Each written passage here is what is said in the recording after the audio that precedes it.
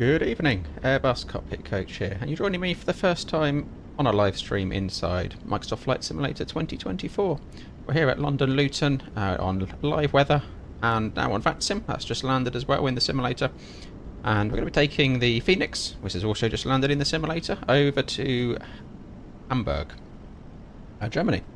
So that's the plan. So, been quite patient with the simulator, giving it a few days to settle down, kind of get the frustration of the landing of the simulator. Although, when I was looking back, I thought, you know what, it took 2020 about 2.5 years to get to a decent state, and to really flying 2024 around, you know, a little bit recently. It's only taken a few days for this one to be in a good workable state, so quite pleased with how quickly this has come together and the performance I'm getting as well. So I'm just going to bring that up now. It's going to be underneath the Fly Live, but I'm getting 94 FPS there on the sim at the moment in this view, and this payware scenery, obviously with a complex aircraft in front of us and on that sim. So for the performance alone, the simulator has been a huge, you know, plus for me. But yeah, it's got its niggles. It's not there yet in terms of everything, and there's a long way to go. But as a base package, the simulator I think is, you know, a fantastic base to be built on and see us into the future. Good evening, EasyJet Stream and Gaming Bubble. How fast is your internet? Well, I do. Yeah, this is probably where it works for me. I do have 1 gig up and down, unlimited gig internet, so it's what plays out in my favour to have the simulator in its cloud base, if you like. So there we go. Although performing pretty well, so obviously we can go and walk around and explore scenery. I have landed the hot air balloon on my my home drive and walked around my house. I've got to say the photometry doesn't seem to be as good as 2020. There's something with it. It still just looks like that side of things isn't working too well. So yeah, it's I was expecting a little bit more realism in terms of some of the buildings. When you get down low level, looks quite good from high up. Once you get down low, I've noticed some of the detail isn't there, and I was quite surprised. So yeah, we'll see how it goes.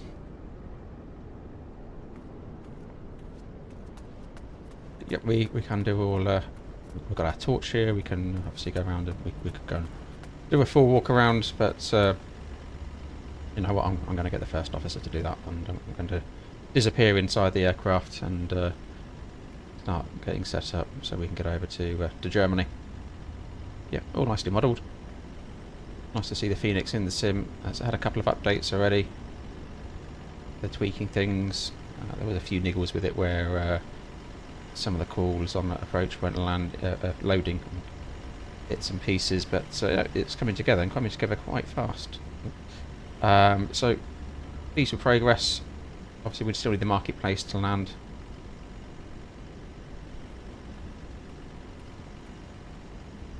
And the reason why I chose Hamburg is because I don't have all my payware sceneries transferred over from 2020 yet, but Hamburg was one of them. So I thought, well, you know what, we'll go there. I was thinking about Jersey. Jersey hasn't transferred. Nearly went up to Newcastle because that's a local one. Then I thought we'd do something a little bit longer. So we'll head off up to Hamburg. Alternate today will be Hanover.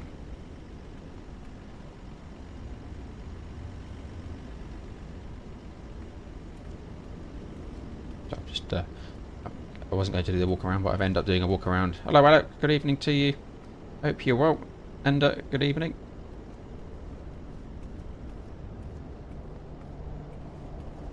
Just checking out the mod. It's been a while since I've appreciated the Fenix. We haven't got our nav lights on, so I'd normally have gone in, lit up the aircraft, obviously, and checked all those out.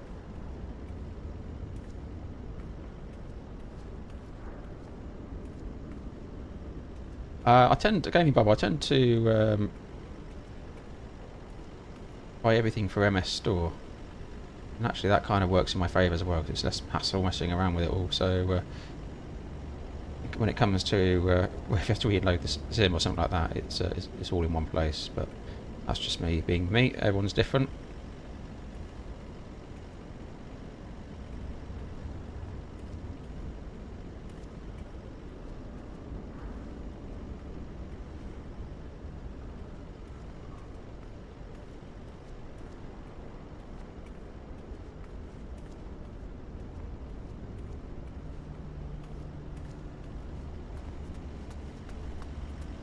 Oh, we'll jump inside.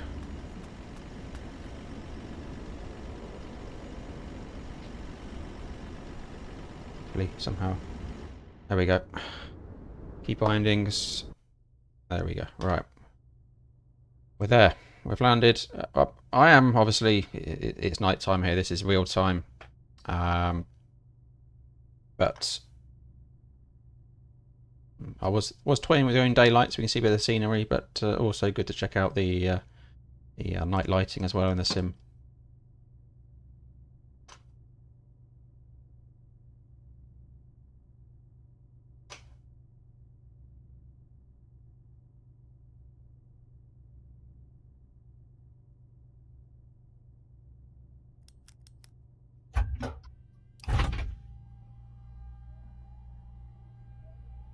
Let me know how the volume is for you.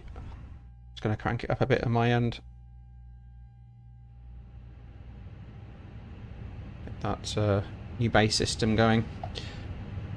Hope it doesn't interfere or anything. So sounds, just let me know on sounds if you've got any issues. And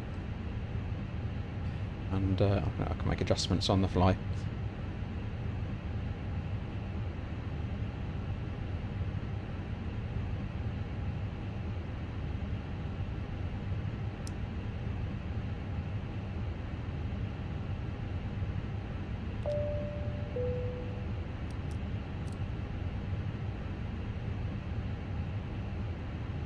My warning computers to come online. There we go.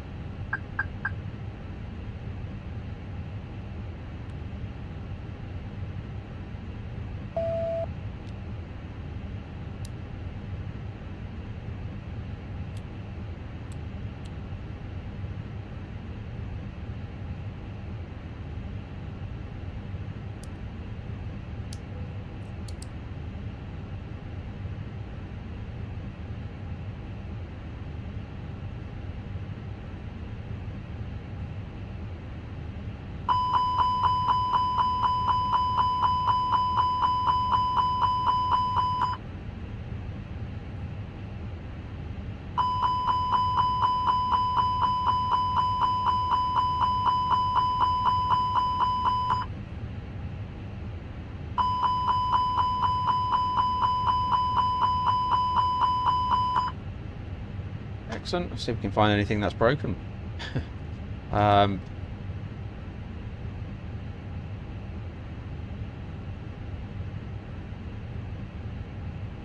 was quite surprised how quickly the Fenix came across. That caught me out, to be honest.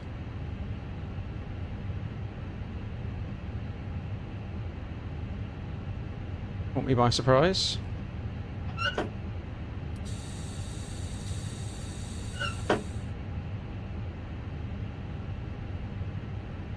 Right, happy to accept passengers. So let's just have a quick look in here. I got 164 passengers planned and 2.4, sorry, 5.5.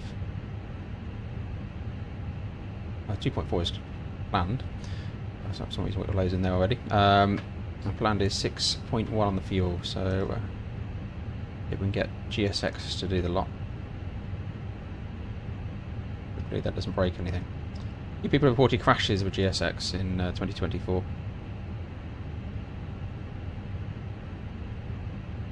I haven't experienced that personally yet, but there's a first time for everything. Nick, audio's good, thank you.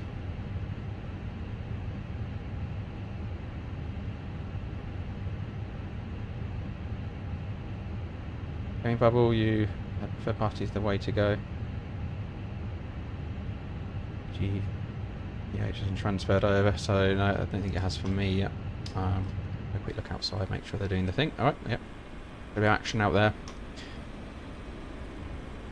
Oh, you're right, Alaric. Yep, very fast pace of development, and it's had a couple of updates, as I mentioned already, so it's moving along very quickly.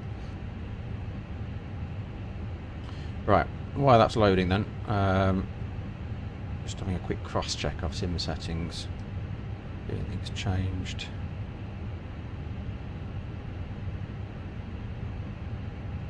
ECAS autopilot, one to watch when you're on the VAT sim. I've got VAT sim on the go, but I haven't got model matching sorted yet, so I haven't found a VMR file for it.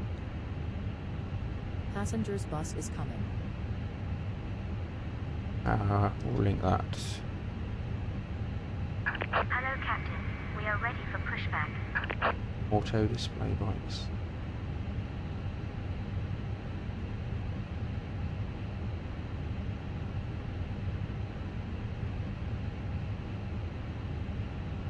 Big spots seem a bit off centre on the fly pad. Departure check completed. Bypass pin inserted. Okay.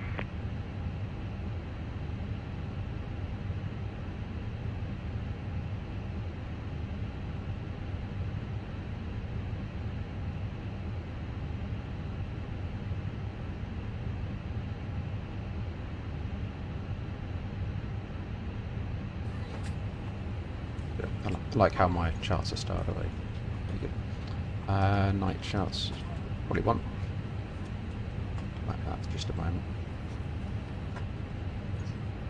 We want the OFP, don't we?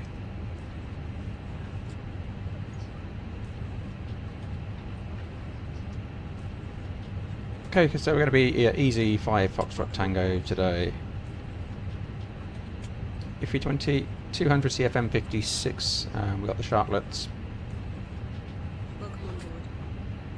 Limited by 0 fuel weights. Under load of 1.3 tons. A max shear rate of 7.9 Andic. Now, generally anything 8 or over on a shear rate is when I starts to get my attention. So that does indicate to me a bit of a bumpy ride ahead. I have played around with the 2024 turbulence model. I think realistic is like ultra. It's currently on low. But we'll see how we get on. I'm happy to throw it onto realistic a bit later on and see how we get on with it. But it's probably better than 2020 is, and it seems that the effect on the aircraft seems to be a bit better. But it's probably just a little bit too intense on realistic. So we'll have a play around with that, but that catches my attention, the shear rate there. And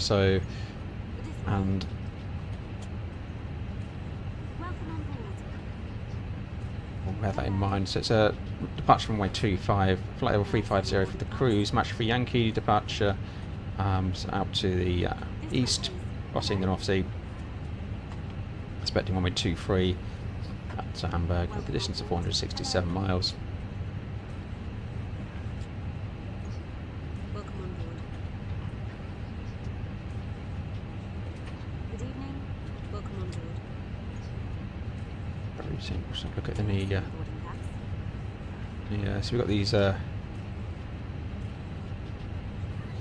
turbulence boundary markers there, so it's like we're going to get it as we cross over the other side. Tailwind.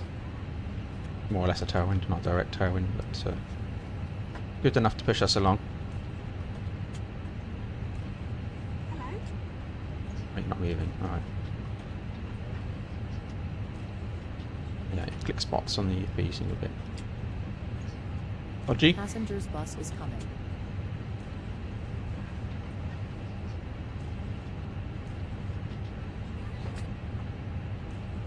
Interesting variance in the dropper pause as well today. No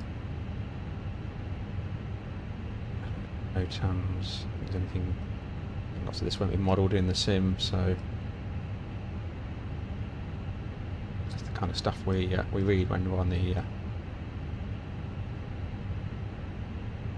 bus round to the plane or something, passing the time.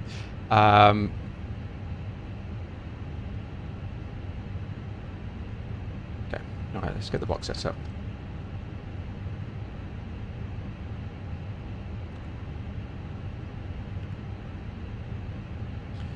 Nav database is in date. Correct aircraft type. Hello.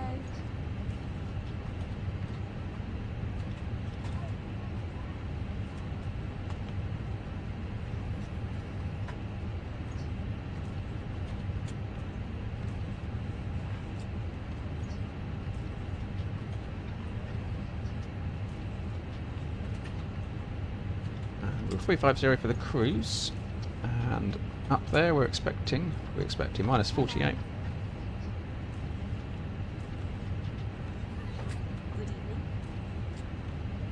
Welcome on board. Hello. Only 1290. Boarding pass, please. It seemed quite variable on the route. We're 7 degrees here on the ground at Luton. Early in the winds. This way, please. May I see the boarding It's pass? certainly calmed down a bit out there after Storm Bert has passed through. Good evening. Some This way, I managed to escape that this weekend. It's one of those weekends. So didn't get that shift. But yes, felt sorry for my colleagues all flying around in Storm Bert. Good evening, Ted. How are you? please. Welcome on board. Hello. How are you liking the in-sim Lido charts? Hello. Size? Well, to be honest, I haven't used them too much. I've been defaulting to my usual routines and May I see your got boarding the tablet in pass? front of me. So Good evening. for me, I guess it's nice to have them, but I haven't been using them. It's nice to know they're there. I have looked at them. Welcome on board. I'm defaulting back to the usual ways, and also cross-referencing everything to my real world tablets I'm using in front of me as well. Welcome on board. This way, please. That was the match. Good Yankee. evening. Let's check. Insert. And T3 for the arrival. And so to Papa.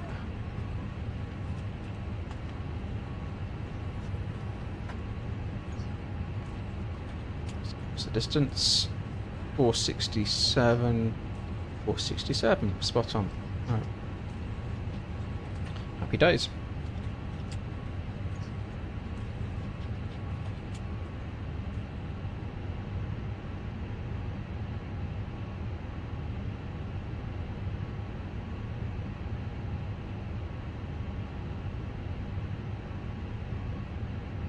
Yeah, this is going to sound like I'm not really finding a reason with the current setup to go and pull out the Lido charts. We loaded already. There we are. Look, I need to perhaps adjust my GSX settings.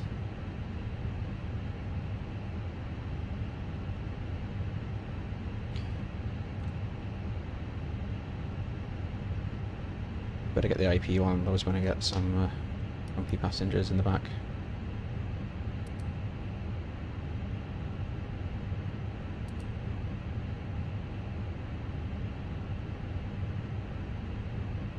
So, things we need for our departures: Brookman's Park primarily, and for return I'd like to have the LUT in there as well.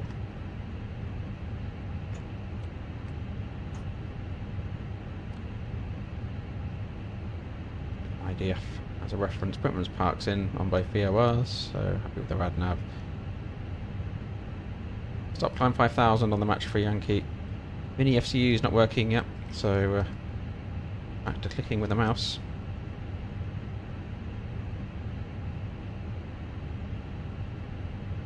Once that's there, everything's complete. Happy days.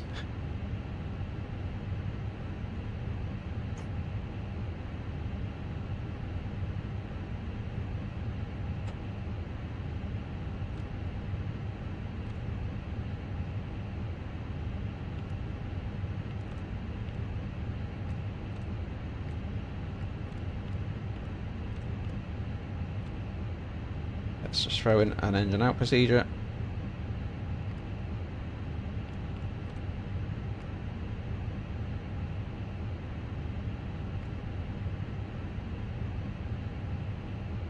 box.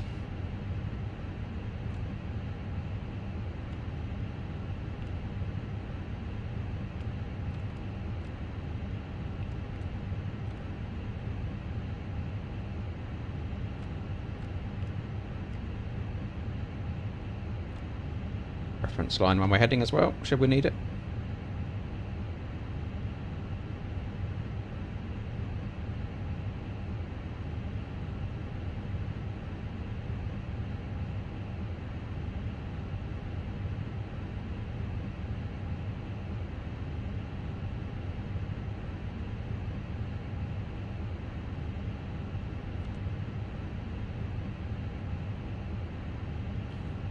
Company message. I dived in and had a look for my prelim. I wonder that, yeah, actually out of interest if the prelim function is working. Let's see what they've sent me. And we have a load sheet. And yeah, it's bits in compliance with edition 1, but it didn't send edition 1. 9.6 30.3 for the Mac 2. Grim. Noted. Let's just have a quick cross check over here. Big spots.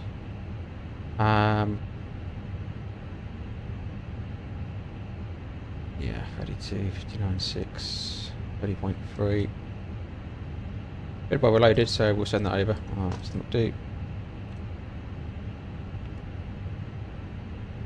2. Let's just cross check our fuel. 6.2.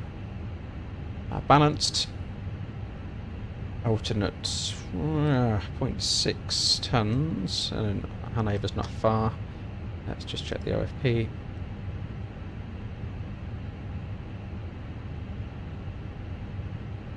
Yeah, 1.2. They look a bit light. Let's up that. We've got plenty of extra time there, extra half an hour up. Sensible, okay.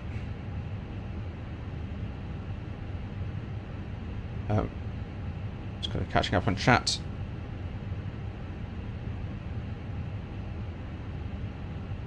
Yeah, where's a weird that it sent me the final without the prelim. Absolutely. Does marketplace work yet? No, although you can go into the marketplace. There's another tab at the top where you can view what's come across from 2020. I can show you that if you want. So we go in, we go into settings. Ooh. Actually, no, I can't because I'm in flight, aren't I? So, yeah. Oh, out of interest, I'll show you settings anyway. All ultra, 150 on the terrain level of detail there.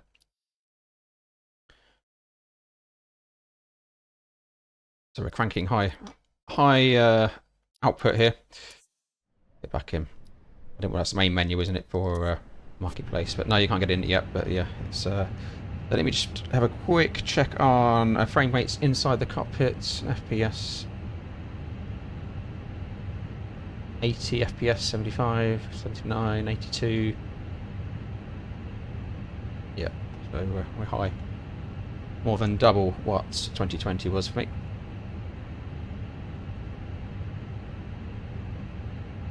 And we'll get the bleed on for the APU. Right. Fuel is loaded, so we'll get pumps on. Just confirm APU on before we take that off. It's for bus. Seat belts.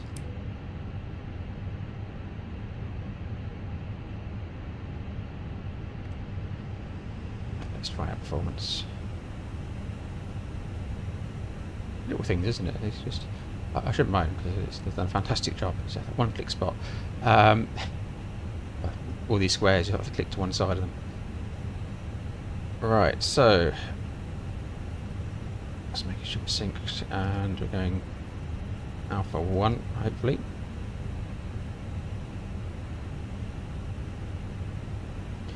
Some 50. That'll do. Nice thing we don't have in the real world.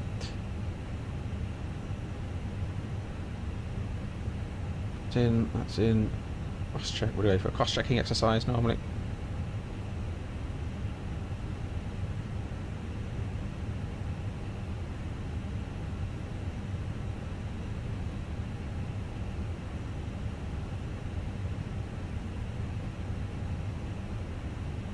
what the thoughts on the new UI? I quite like it. No issues with the new.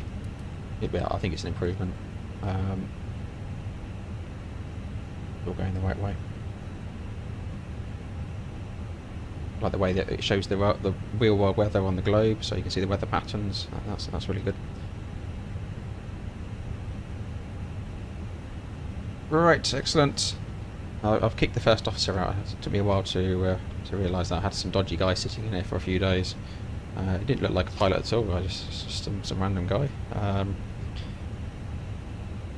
Looked like he hadn't shaved for 3 weeks.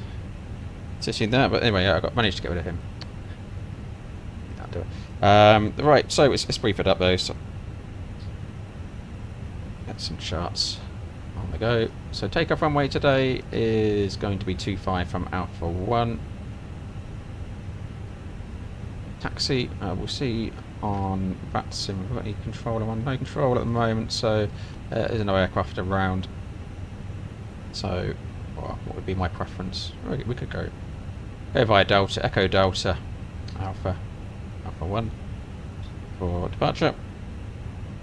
And then we're on the match 3 Yankee. So initially when the 2200 MSA flows at 2100, coming back in we need to return, just I need to remember that it's 2200 essentially for the go around as well. First cleared altitude 5000 feet is in, and got 4000 magenta. Should really be flying for our route, but in the interest of time, 5000. Most of this from memory, to be honest. Looks good. Early left turn. Extra fuel on time. Extra 33 minutes at the moment forecast, so happy with that. Flight time predicted 1 hour 16. Get over that. Hotspots. So for the taxi, we avoid hotspot 1, which is evacuate the runway there or enter our area. So we should bypass that, so that's not an issue. Takeoff performance we've calculated, so we are 121, 121, 125, flexing to 50. Return and diversion considerations for this flight. So it's, well, we've got great conditions actually, so clear skies here, needs to be light winds, the storm's died down, so returning to Luton for anything is not a factor, so we can come straight back round if we need to. I will consider alternate options. If time's on our side, we'll head straight out and hold, and we'll plan accordingly. Up to V1 on departure, we'll stop for fire warning or severe damage, sudden loss of thrust, ready cam warnings, or amber cautions, or side stick issues. Above that, it's going to be above V1 fire warning, severe damage or sudden loss of thrust, or anything restricting our flight controls. We'll consider stopping for, but today's conditions will be go minded and go flying. Deal with it in the air. And that's standard operations. Obviously we're in a simulator on streaming for the first time. We're on VATSIM in the simulator also for the first time. So we'll see what happens. It's a very I think that's a light. That's supposed to be a light. The moon, there's another one. Right, stop and jump outside. I need to verify what's shining in my eyes. Wait, it must be that light. Strange. Thought the world was coming to an end there for a minute.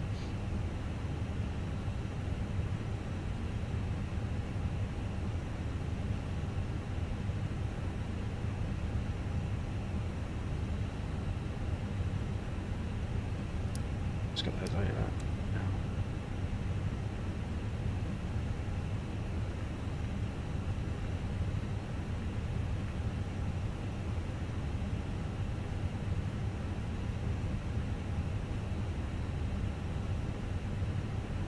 Excellent. Right, let's see if GSX can get us out of here. Just sort out my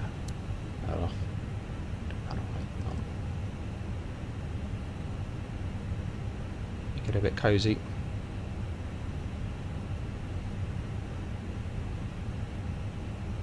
Yeah, I do like. Yeah, very impressive how quickly they sorted this one out. So, accepted the aircraft, fuel quantities checked and balanced. Seatbelts are on. It is. Just give that a quick check.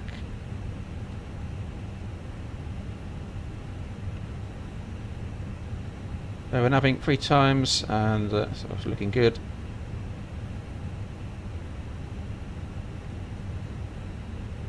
And Barrow, that's what we have to do, isn't it? 1005. That's magic Barrow ref key job, but let's cross check that. What they're throwing out here. Refresh. 1006. Let's pick that up. No, we're 1006. It's likely to be what VAT sim are going to be using.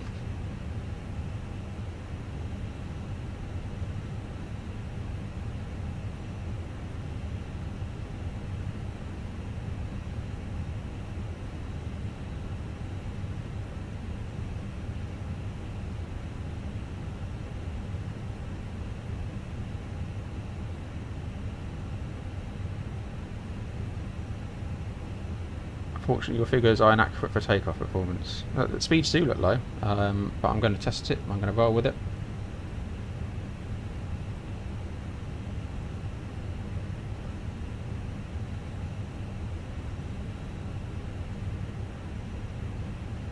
I wonder why that would have changed.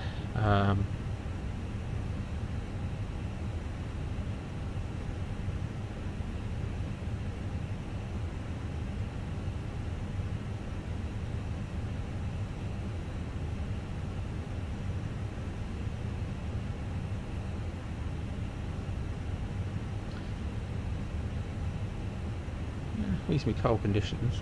Yeah.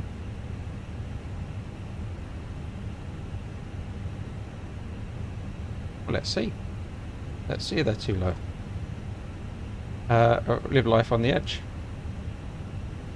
Okay, let's get the beacon on and see if will GSX also pick that up. The integration. Let's have a look. Yep, it is. Locking gear. I'm going to turn ATC on for you as well. Just checking we haven't got any controllers online. We've got 3 aircraft here.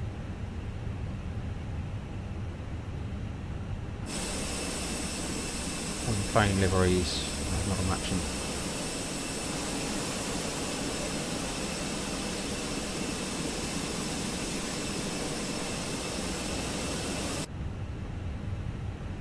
Luton traffic, ET5 Fox Tango is push and start, stand 8 Luton. No, we don't want that. Is that binding me? It works. No. Interesting.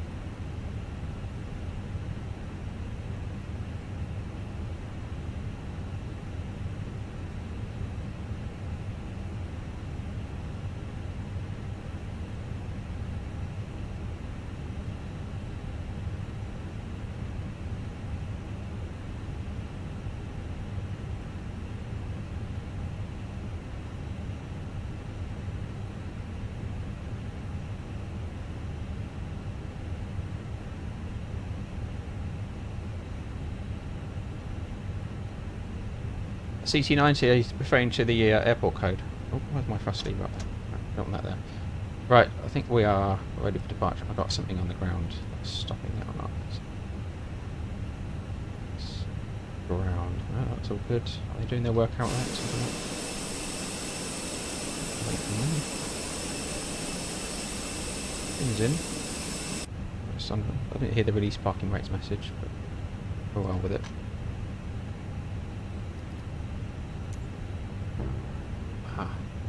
Yes, come out. So we'll go nose left, wasn't it? That's what we said.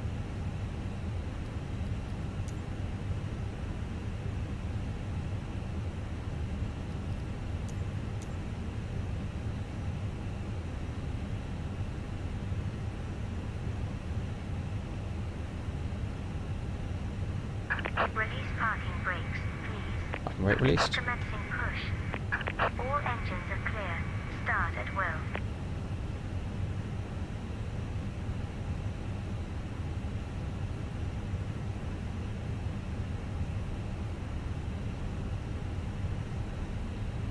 Okay, before start checklist, parking brakes off, takeoff data is confirmed, windows and doors are confirmed, close, lock that,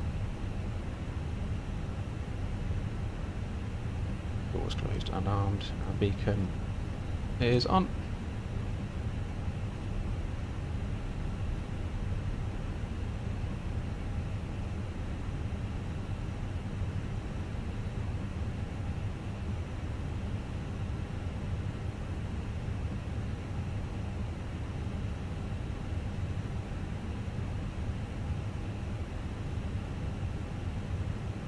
Please set parking brakes. Dodgy pushback, isn't it? Right.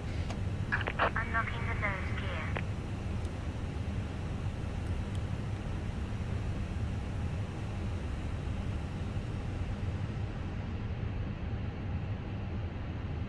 Take.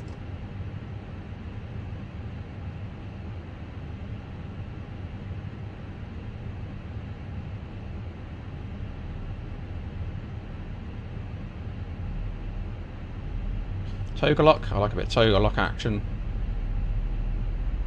Have a safety feature we can demonstrate of the Airbus. What do I think of Flight Sim 24? I think it's really good. So much so I haven't been back into 2020 since. Disconnected. Bypass pin removed. Especially now we've got the Phoenix. The Phoenix is what I was waiting for. It's going to continue to develop and fly along. Yeah. I think it's. I'm an advocate of the cloud-based model. That's because I got good internet, so I would be. But it works. Starting one.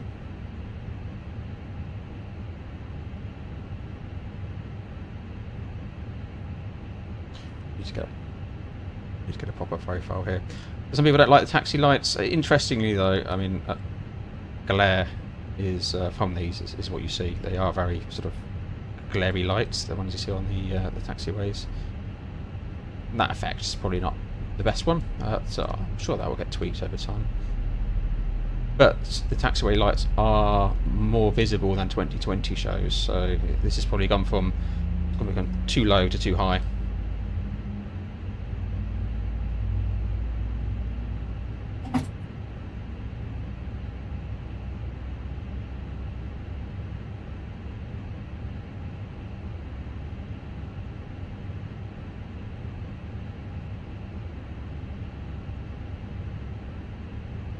Oh, sorry, CT9, you're talking about the A-cars clearance weight. Just giving a message there. So, 2 good starts. Mode selector back to normal.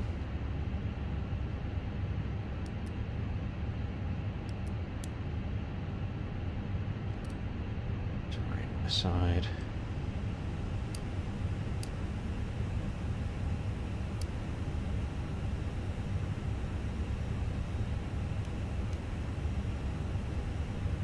I'm going to put TARA on now. That wouldn't be standard, but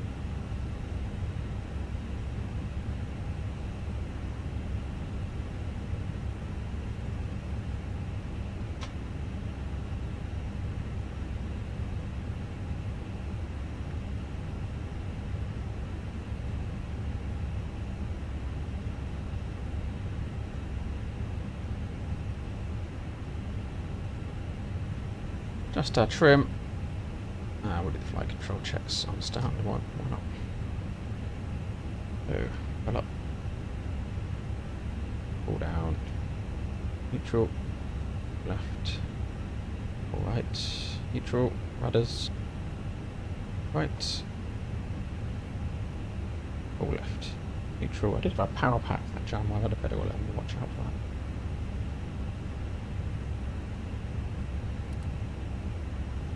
Excellent. Checked.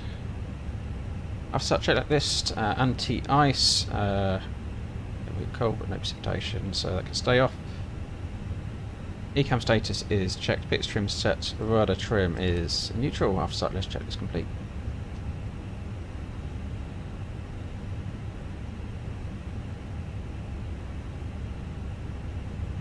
And Luton traffic. Easy 5 Foxtrot Tangos taxiing to Alpha 1 runway 25 via Echo, Delta and Alpha. Traffic. What happened there? Lost our engines. You're not. Yeah. The binding issue, isn't it? That's not good, is it? I wonder what's bound on that. Oh, never had that before. There we go, we're dead. Dead on the wrong way, the taxiway. I may unvaccine us for a moment while we sort this one out.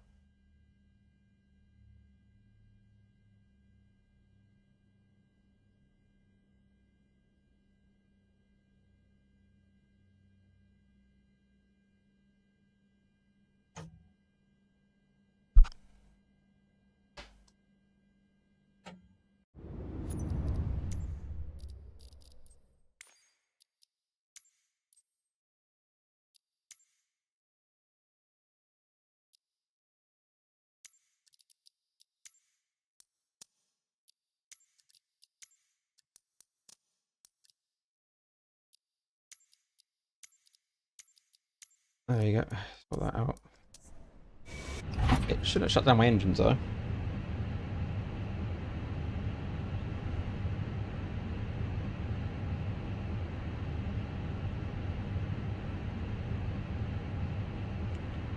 I go to panel states. Just get this back to ready again.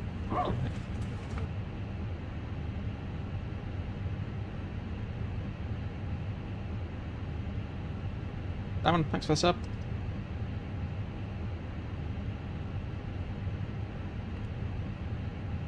What a pain.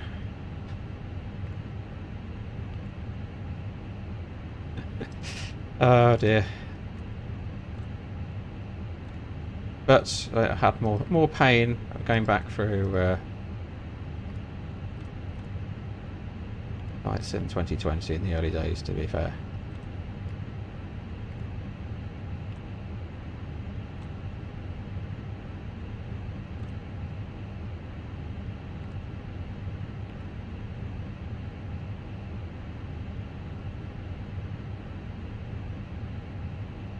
Right, quick setup.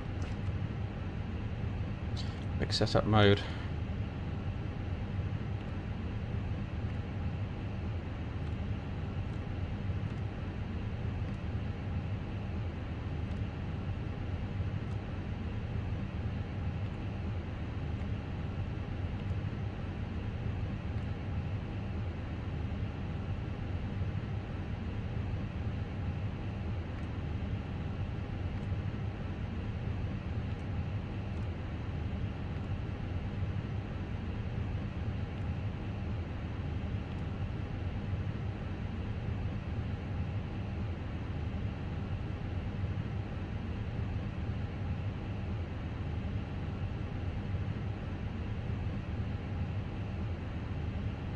Very strange that I haven't had that one before yet. Although I guess I haven't been rat simming a lot, so I'm scared to touch that control now. But I've cleared it. There's nothing else in there. Those two, and it's bringing the panel up. Right. So that's that.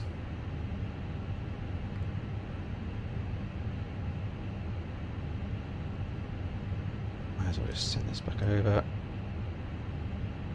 Performance.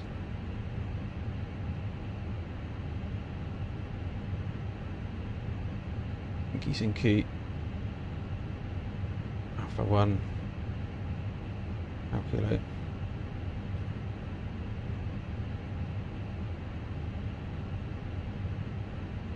Low speeds. I'm intrigued though. I'm going to go with it still. I like the prospect of a bit of toga lock action. And the non-time departure is very much needed. Got to catch up with our delay here.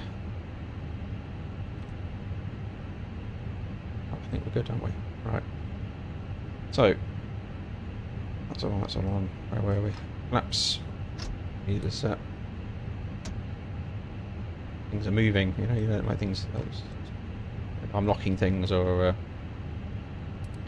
some flight controls. Not that yet. Let's have a look. Oh. There we go. Yeah.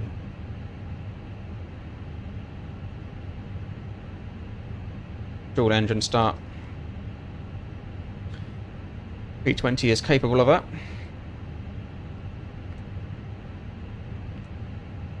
We lost our GPS.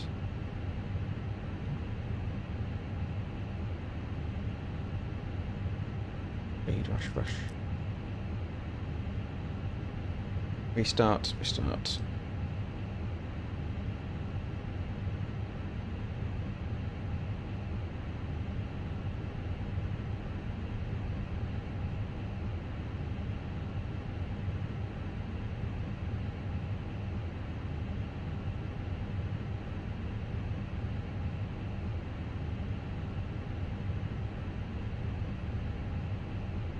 That's a good job we're in a simulator then, Organ.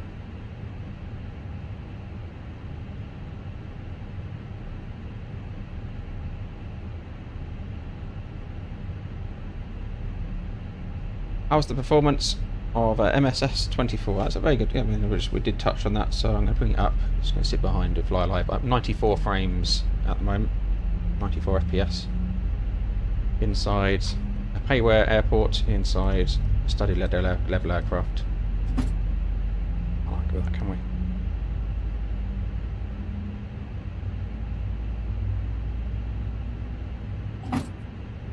Hopefully there's no other bindings I haven't found out about.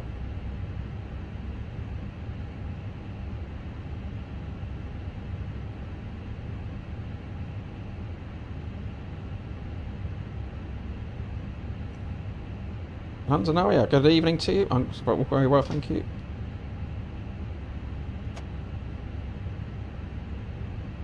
Just killed all our electrics and shut our engines down. We're pressing a hidden binding somewhere, so we're just getting going again. You can do a dual engine start in real life. Yeah, the APU is powerful enough to start both engines. Although it wouldn't be in a SOP.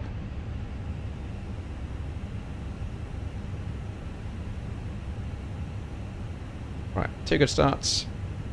Let's get going again. So we were good to go up here, I think, apart from taking the APU out. Taxi light on. I'm going to retest the flight controls and check pitch trim again.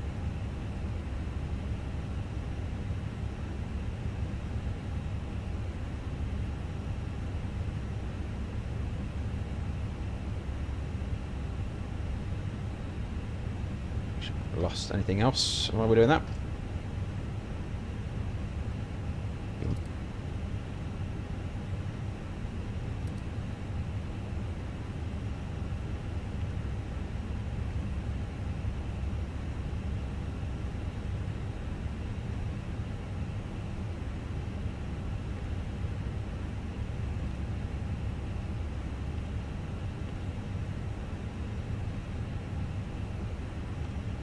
Wow.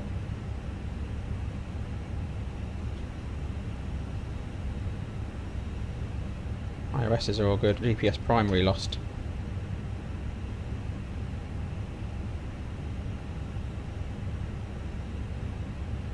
It would depend on your carrier organ, but for mine, it's not in there.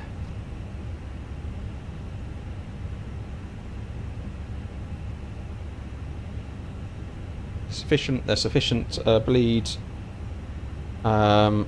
from the APU to start both engines at once in the 320.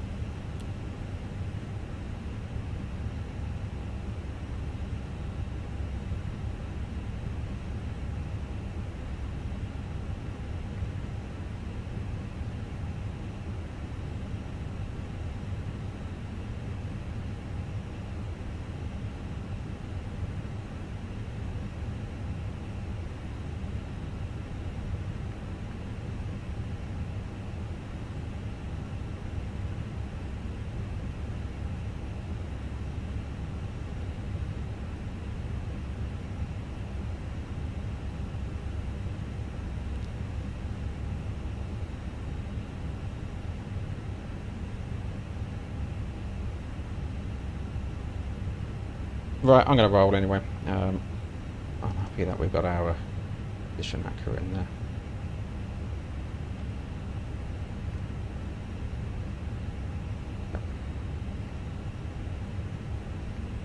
Why, we're here all day. All night, as it is. Everyone wants to go to Germany.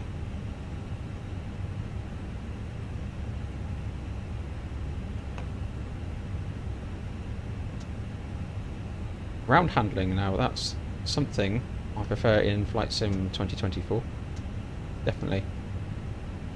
I much prefer taxiing this aircraft in the sim.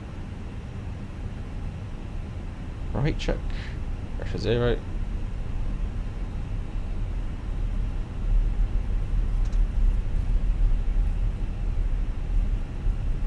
Just toying with that sim at the moment, whether to go back on, but I haven't got model matching.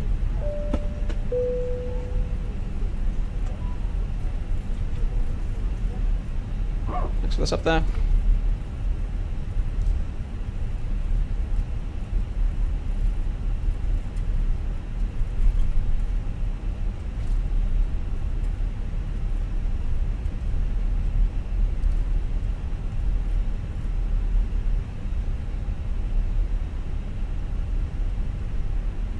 They are bright. I mean, they wouldn't look like that in the real world in terms of that sort of glowy ring around it, but they are bright in the real world. They are standout. You do all you see is green or blue generally when you know burnt onto your retinas for a little while after you've been taxiing around a large airport.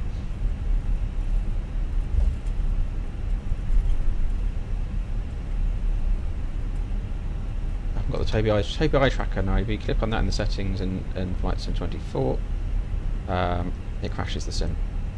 Certainly did last time I went into it. So I'm missing the Tobii eye tracker at the moment, but we are clear left side, clear right side.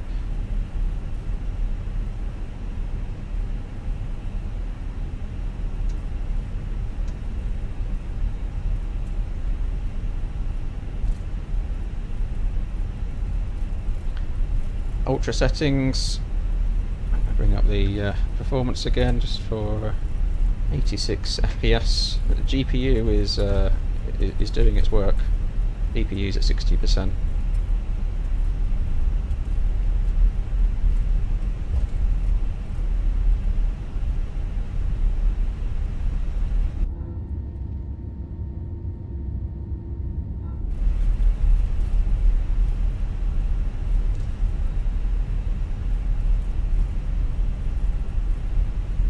The blue lights look a bit more like purple, so there's something up with those.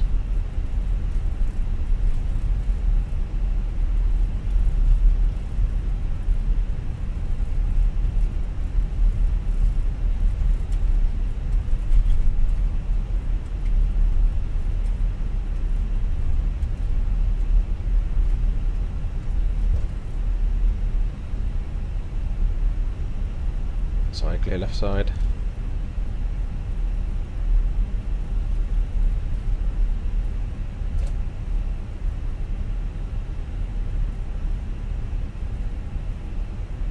I have found that Flight Sim 2024 keeps my office warmer. Yep, the training facility.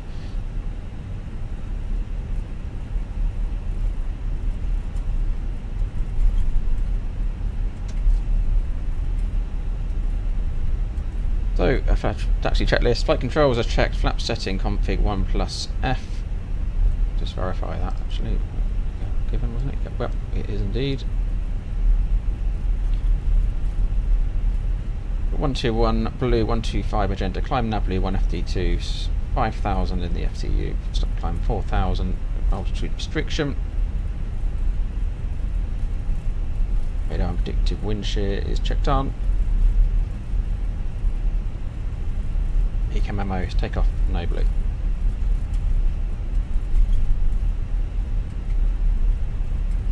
Extra heating from my GPU, yeah. Yeah, the GPU works harder, the CPU having a rest, and finally using all that RAM.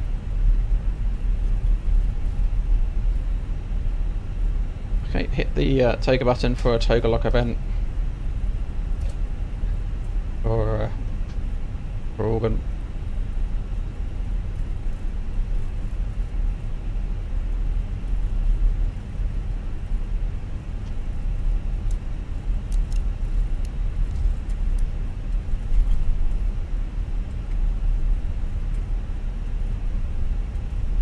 Packs on, I'll keep them on. Just to help the toga lock event.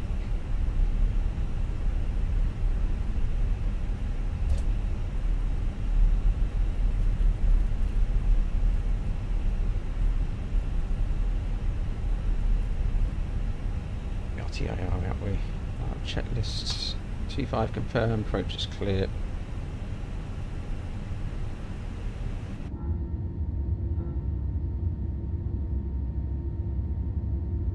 Different lighting perspectives.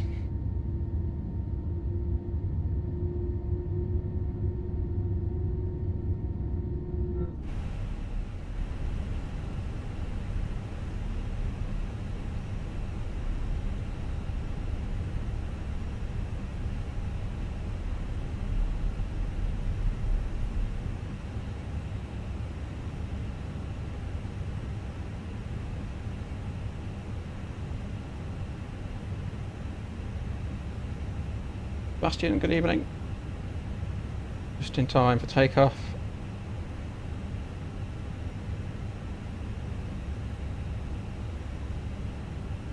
Excellent. Well, let's see if we get off the end of the runway then. Our takeoff performance works. Takeoff.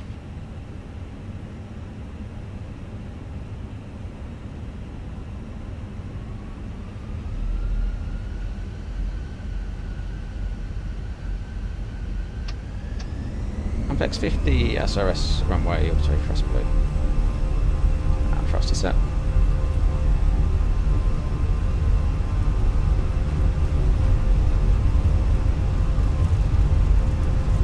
Good knots.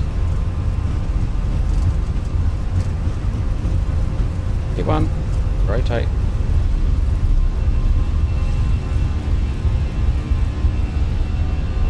Climb. Gear up.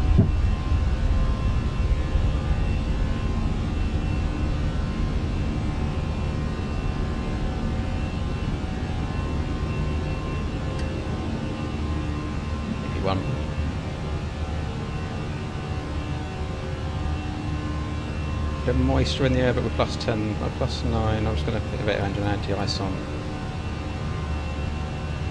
Lever climb, positive trend. Thrust climb, climb, auto thrust.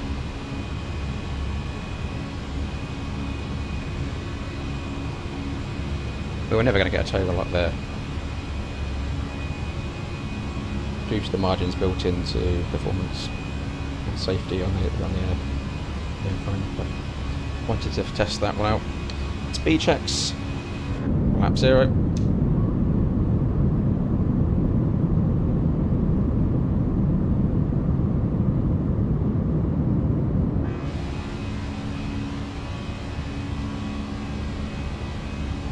Nice conditions here.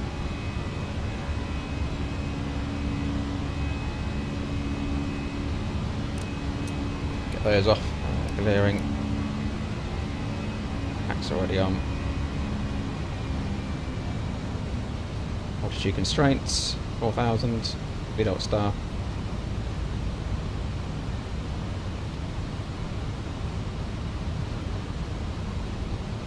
.220 knots speed restriction. Up the speed. Up to this turn anyway.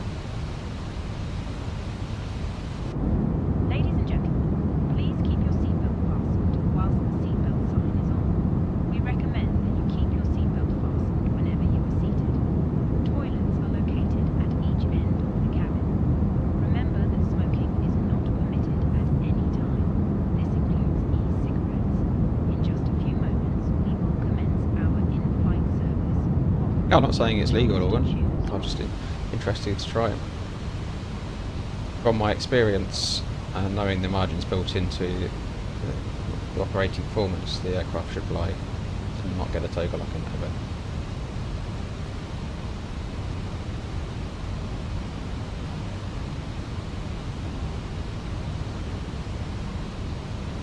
No weather radar yet, JJ, unfortunately. I think it's on the road map.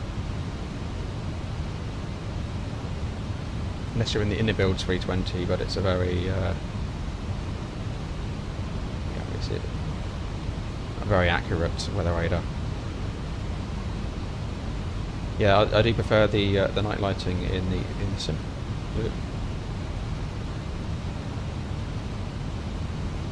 So you see the airports with all their lights lit up from a long way away. But you do in the real world as well. The airports do stand out at night. Right, let's clear us up. We're going to want no ATC. Fast climb, open climb.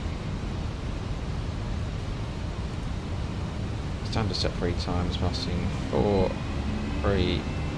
Now cross checks.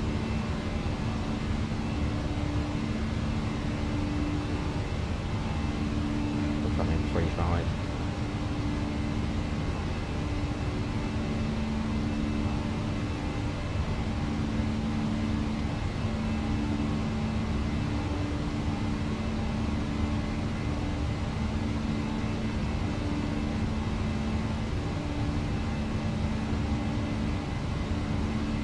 At Sebastian, I already turned them off in the that rule was changed really, so in my operator and a lot of operators now, we take the landing lights off as soon as we deem it appropriate. That's a fuel saving with that, you see. And basically the reason behind that is landing lights, but they're very forward facing directional. They're not actually fantastic at from a visibility perspective, only in one direction, so it's the strobes and the beacons are what keeps you safe really from other traffic. So yeah, it's really, and the same on final as well, coming down. I do tend to put them on passing 10,000 real world, but a lot of operators now will be on the approach.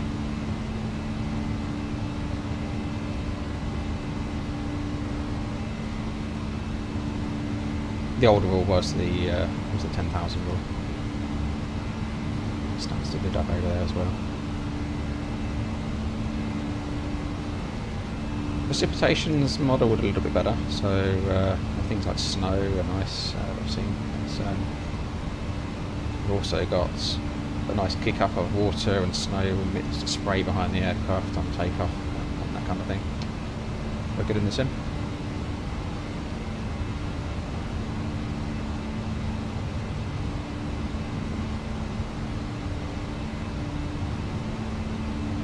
Yeah, that's good for Canada. I think the US is the same, isn't it? 18,000.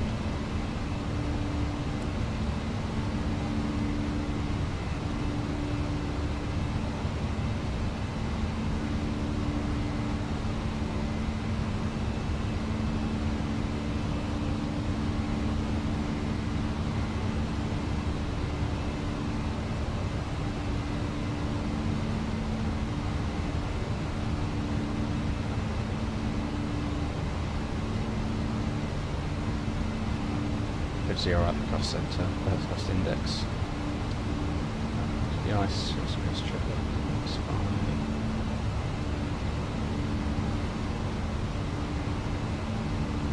The air is looking a bit moist.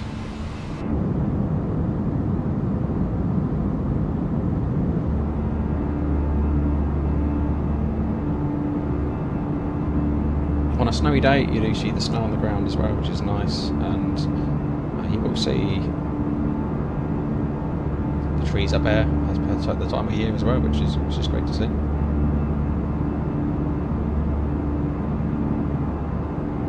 London over there.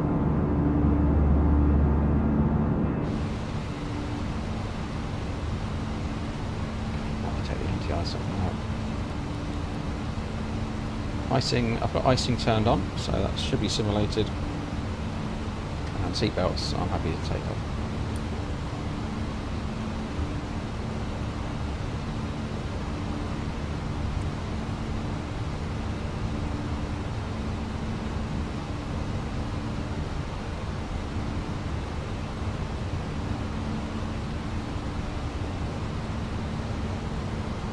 Acceleration, so we're leveling out.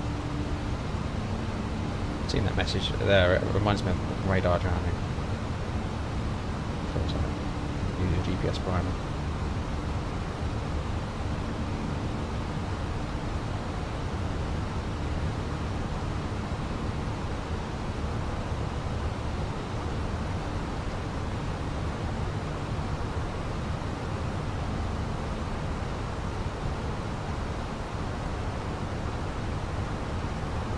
Flying a little bit at night in this sim, but yeah, I was playing with that sim. There's a good amount of coverage on this there.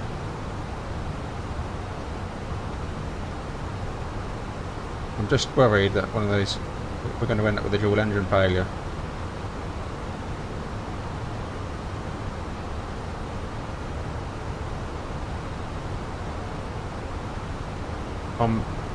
What's making me nervous is there's on the bindings I saw there, which were opening panels,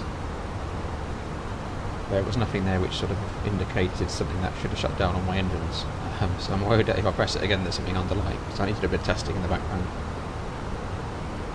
Otherwise we'll end up falling out the sky and calling it a day here.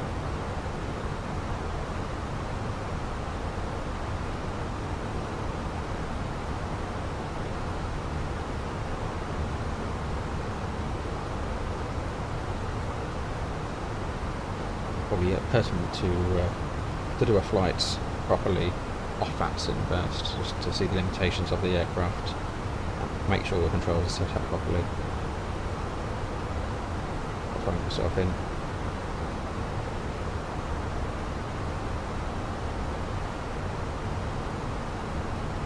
So yeah, I haven't checked out the night lighting in too much detail, but I prefer it, definitely. The biggest tick in the box is very much the performance. What are we doing now? So let's bring that up. 97 FPS. 99, 101. There we go. 100 frames. Never thought I'd be seeing that in the Fenix in a better looking simulator. So for me, it's a winner.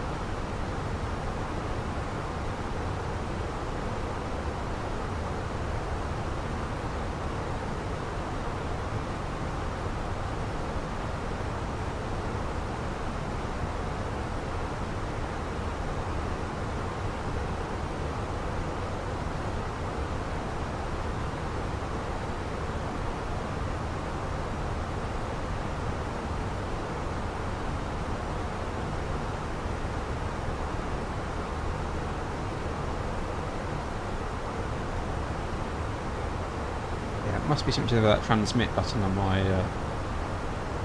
side stick. I wouldn't have used that otherwise, so I haven't been maximming. Literally only updated maxim to 2024 shortly before the flight, so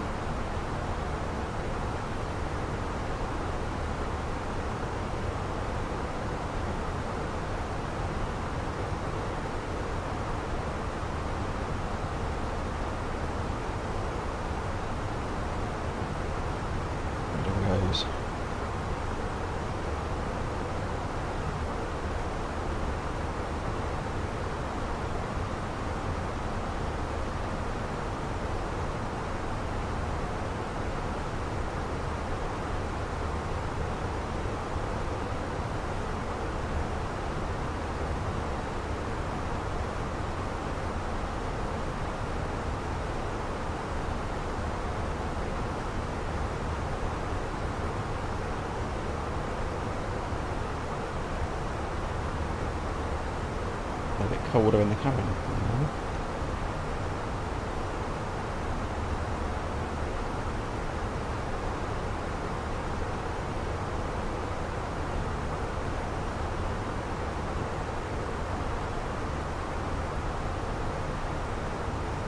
Dare someone to try the Asovo Max 8 on that sim?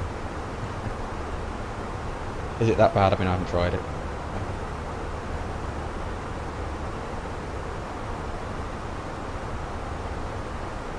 I've been playing around with the inbuilds, the A320 recently, so just giving that another go. I think that has improved. I mean, the last time I was in there, that was one aircraft that would give me a toga lock.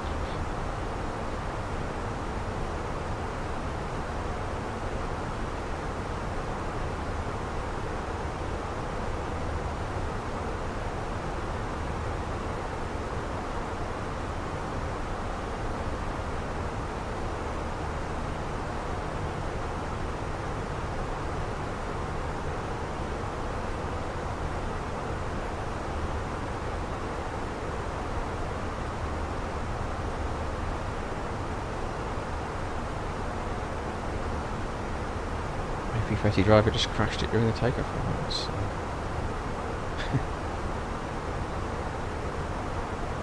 I mean, there are some settings. I mean, I took the inner builds, just did a little test flight down to Jersey 320, and that threw me off the runway. That's something to do with the control settings. It's all sorts of spurious things. It's a little bit of setting up.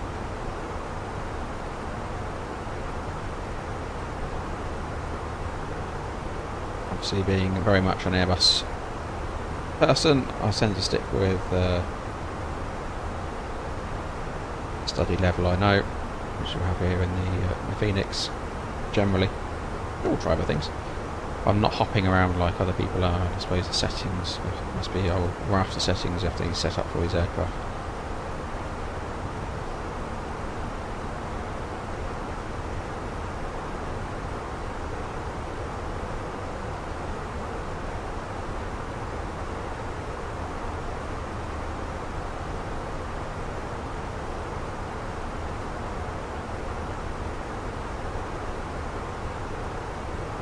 In the glow of lights coming onto the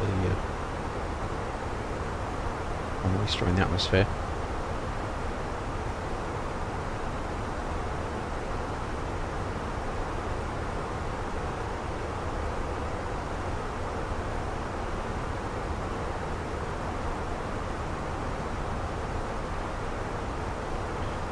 Sebastian, obviously you're right. It is, they are the best airliners. I would actually, if it wasn't for the trimming, see I've got a side stick, I don't own a physical yoke, that's hardware. I would actually go and give the 7.3 a go, but trimming doesn't really work on my side stick as a setup. Isn't really a good key for that, binding or something to use, so that sort of puts me off. If I was going to do it, I'll have to get one of those steering wheels they have on those funny aircraft. To worry, my tray table.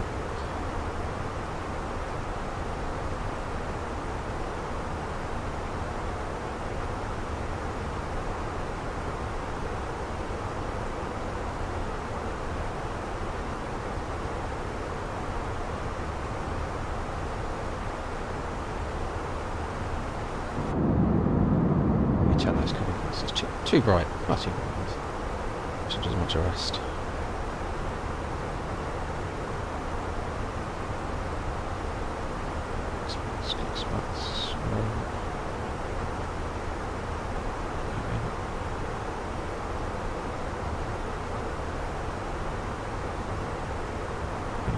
Zero.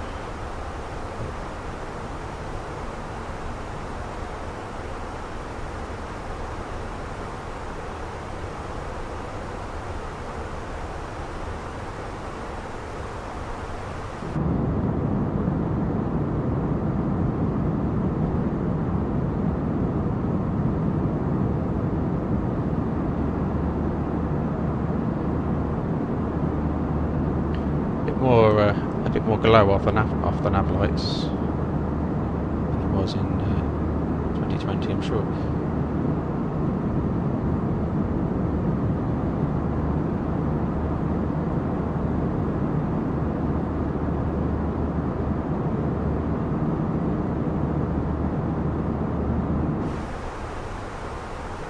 Quick look outside.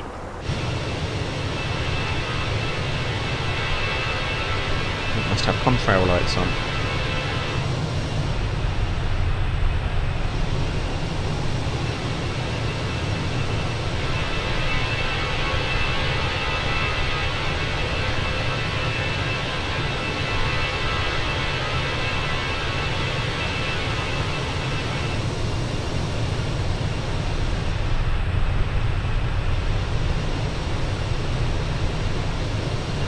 will glow off those map lights.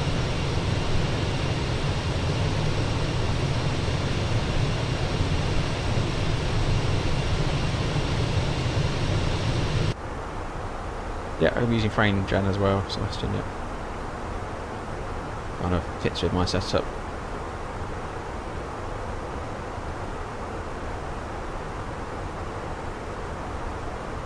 Even without, I mean, performance is still up there. But I guess the internet is such a key player in this whole setup now, isn't it?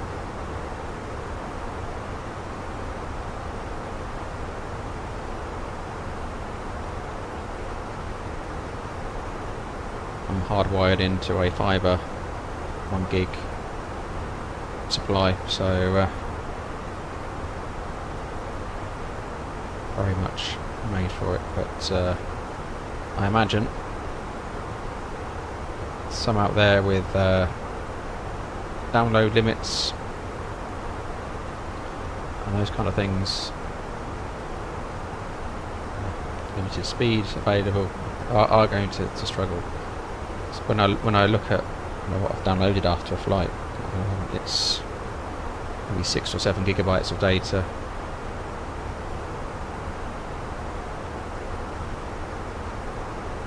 There have been short flights, so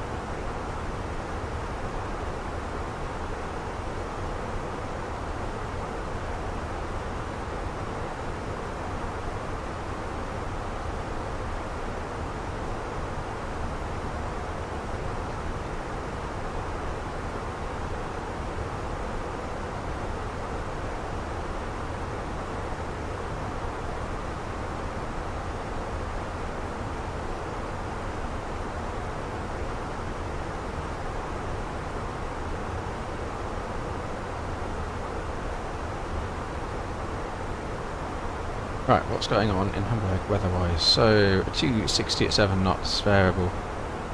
Good visibility, light rain showers. You were 800 feet, scattered 1,700. Got a few towering cumulonimbus clouds, 10 degrees, 1004, temperature becoming broken at 800. So, in summary, it's miserable. Professional few other weather forecasts there for you. It's miserable in Hamburg. Back up, start.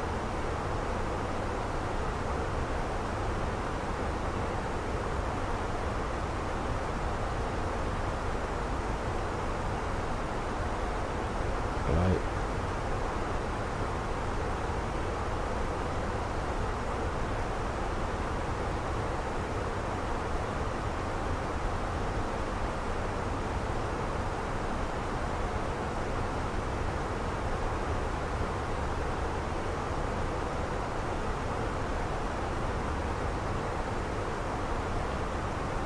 Three tons of fuel.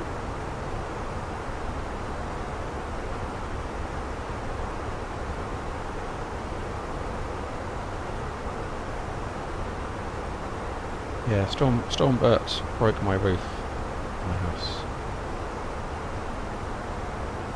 Airbus Cockpit coach training facility was compromised.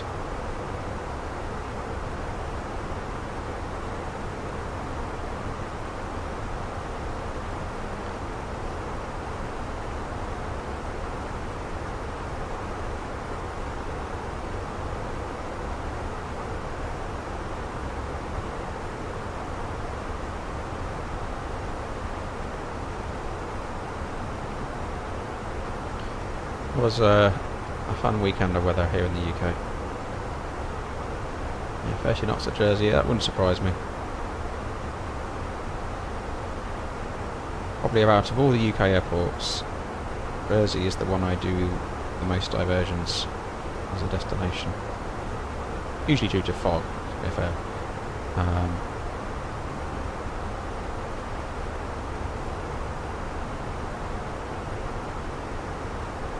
It's worse than Ping Shao.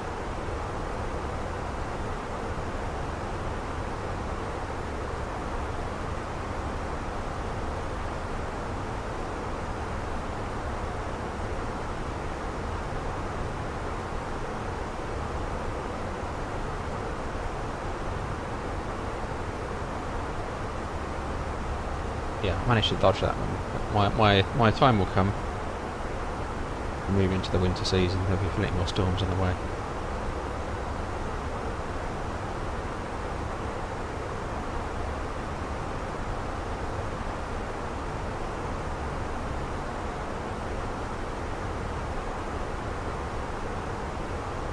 It's quite often after storm events, they can be looking for crew to repatriate aircraft which are out of position, especially on a standby. That's what you're getting called for. And they're not the nicest standby jobs, because it's not usually a case of like pilot's ill, you go down to your usual base and you just take over a flight. It will be you going to your base and then you're flying somewhere to pick an aircraft up and fly it back. Sometimes you may even have to connect to get there, so they're not the best.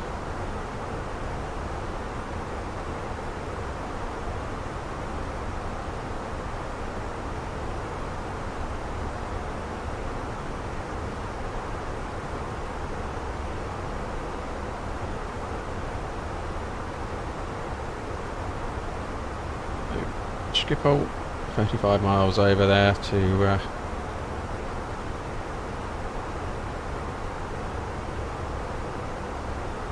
looking at stars. Very good. Indeed. Alright. Fine. We got Amsterdam off over here somewhere. Just doing a bit of lighting appreciation.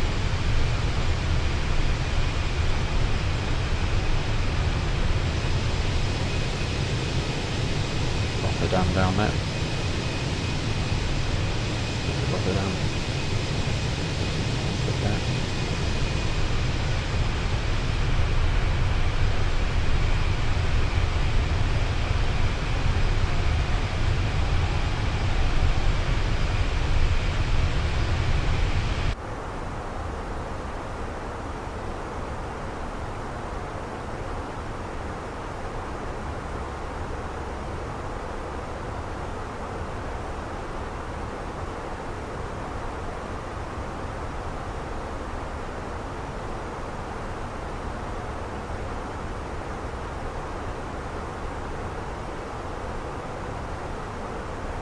It's always funny to watch the media after storms pass through. It's all about the aircraft landing and people filming the approaches. No, I did watch one earlier. It said, the pilot was flying too slow and it had to go around. No, it's too fast. It was going too fast. So he's not going to fly in. An experienced captain is just not going to fly in too fast. It's just how people will interpret. You know, one might be slightly faster than the other because the wind's changed a few knots, or the aircraft's no landing is the same. It's really strange how it gets interpreted. People perceive it as being very dangerous, but actually it's a very well controlled event. And yeah, it's just actually sort of makes people scared of flying, doesn't it? It's people, going a bit over the top watching these crosswind landings, but as a pilot, you're well trained at it.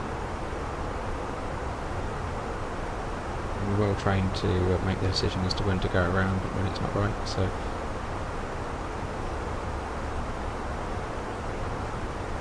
One Addicts, good evening to you. On the channel yesterday, very informative. Oh, thank you very much.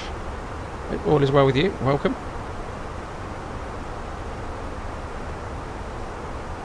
Well, I did forget to mention we did pass the 3,000 subscriber mark. I think it was yesterday, I think. So yeah, amazing support from everybody. So the channel continues to grow. So appreciate you all.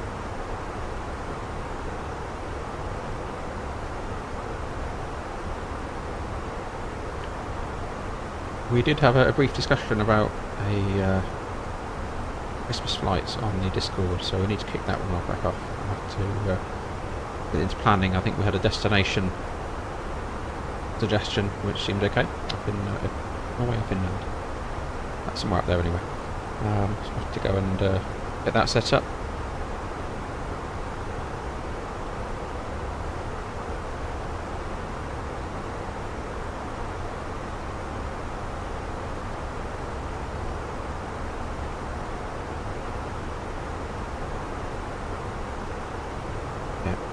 Xbox.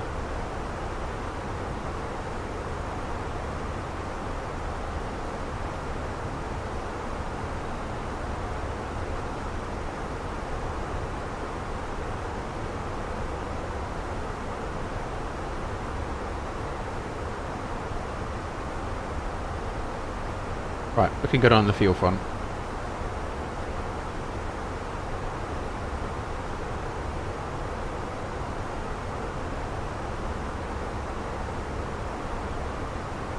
So you're sending me messages. 38-minute delay. Well, our engine's randomly turned off. Incorrect binding. I need a delay code for binding issues.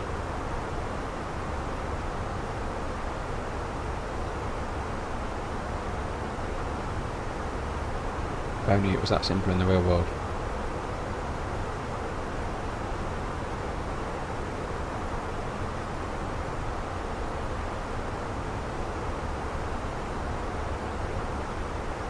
Plenty of extra fuel.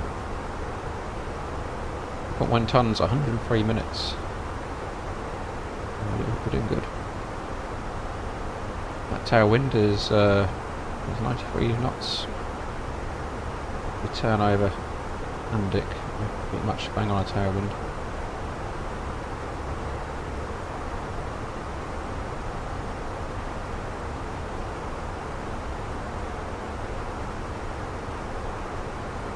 I did try, so I was trying the EDDH 320 the other day.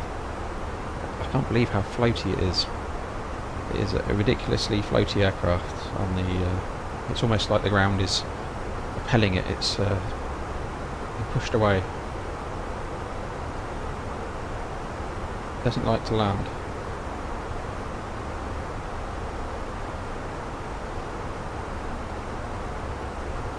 Does not feel right on the flare to touchdown, if you can get it to touchdown.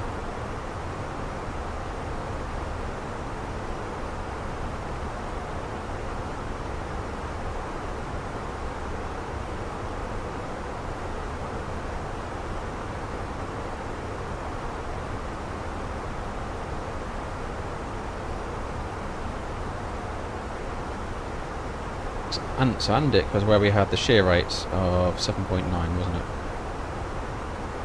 So this is where we're expecting our turbulence. Pretty sure. Andic 7.9 shear rate. And we could go into our settings and put on real turb.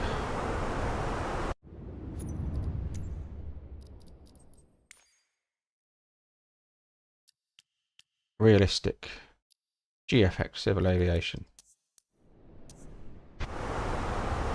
Alright, let's see what happens.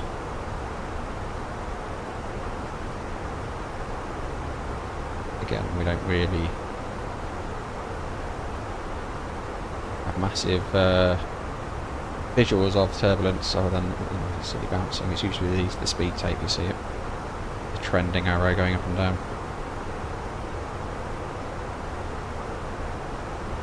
There we go, look. Bit of shift there. And nudging over slightly. Just a little bit like that.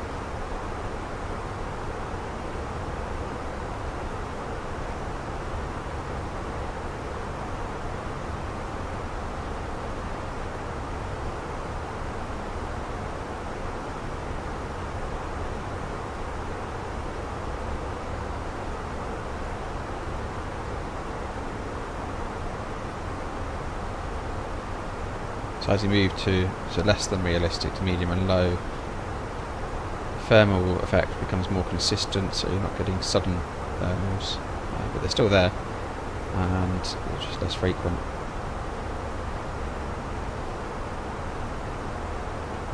I have found realistic to be a little bit too harsh.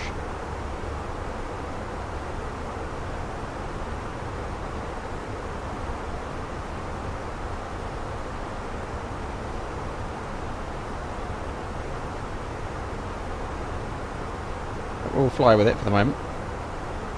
Gotta try these things. And the recommended turbulence setting in 2020 on the Fenix was low.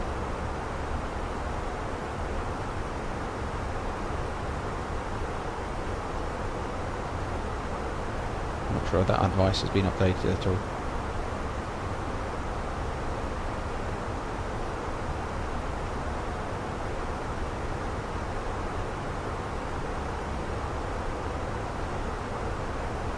No need for seatbelts at the moment. Guess we should start considering our arrival.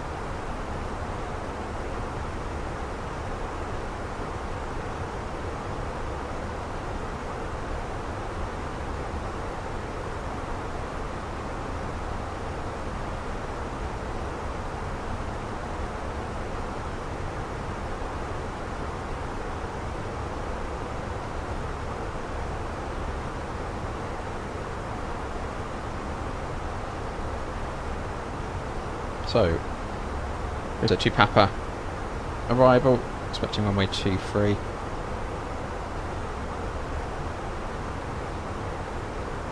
No lower than 4,000 basically, 220 knots is what I'm reading. MSA 2100.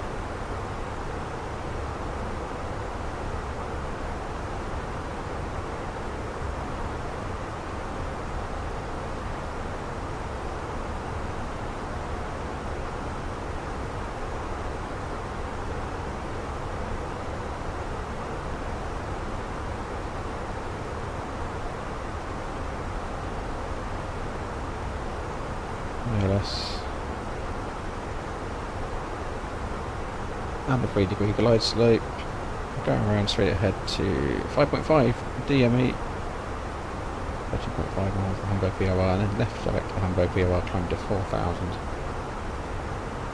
Position level 5,000 feet.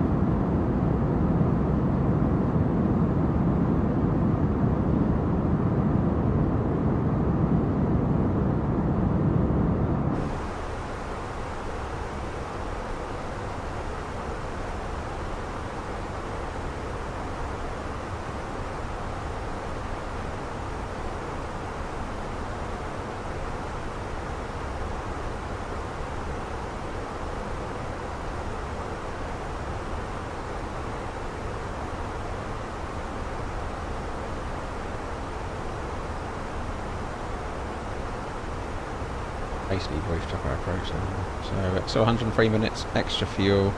Guidance for the approach should be localizer. We'll do config full.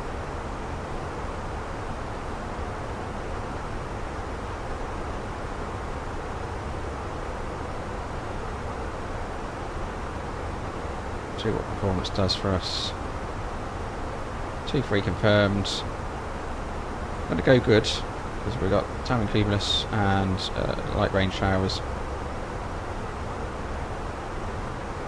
003, 311, 11 degrees. Visibility is now 6,000, but turbulence there. It's the plane rocking side to side.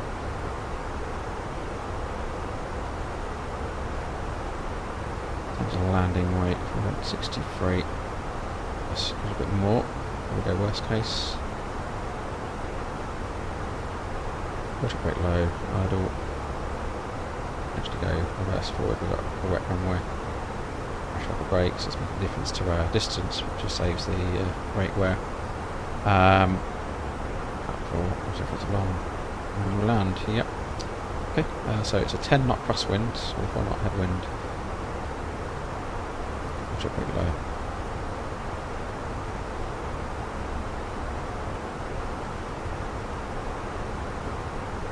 Phoenix, if you're watching, just click spots on the EFB and we're good. Right, coming into freight, vacate left. We've got numerous hotspots around the crossing of runway 33. Beware of hotspot 4, hotspot 1. Let's come over to the main terminal side.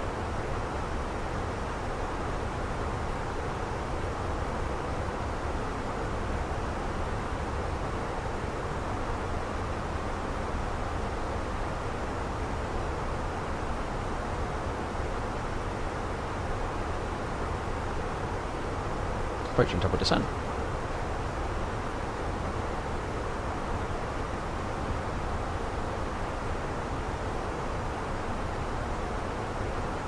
Take it down to 200 initially. Cabin crew, double descent.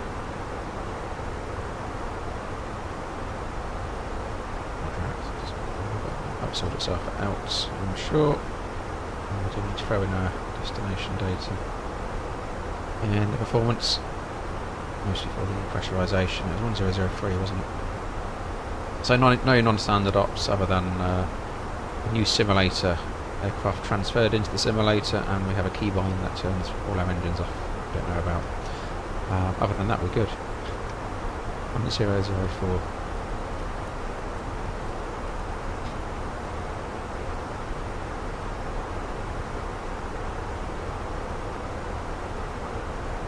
Degrees.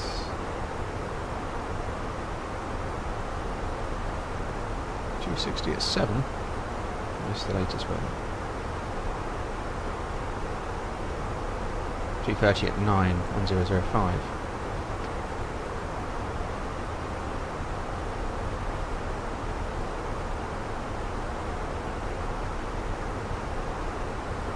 Degrees.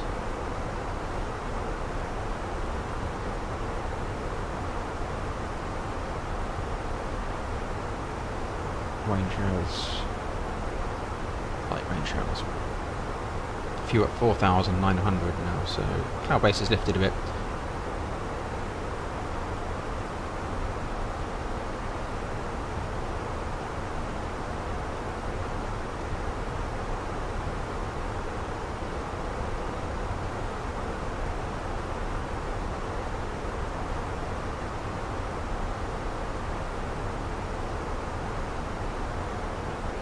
And we may shortcut our approach.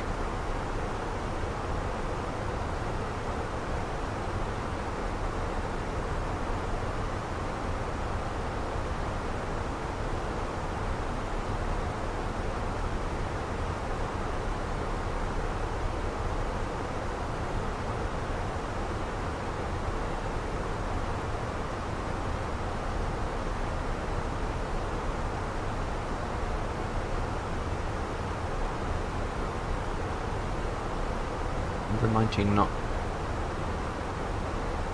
wind from southwest there, so our wind component, strong wind.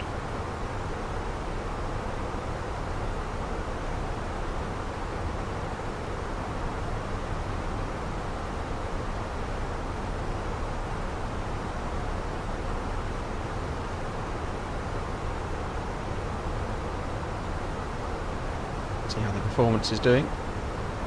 102 FPS at the moment. The GPU is cooking about 80, GPU 50%.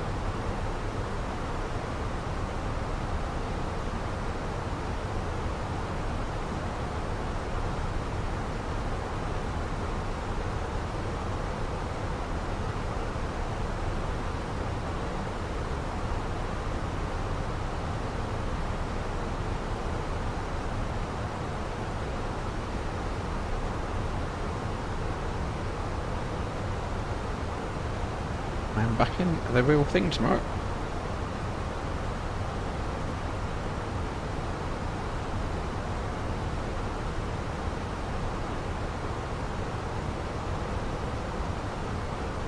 After a few days at home.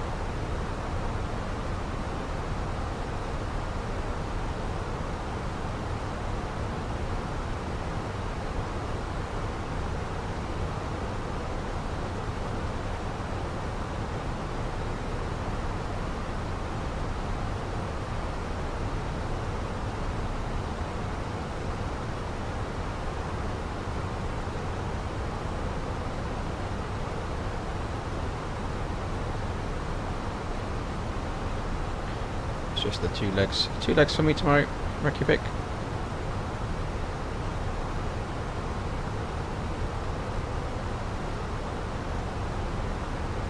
Be a good day out.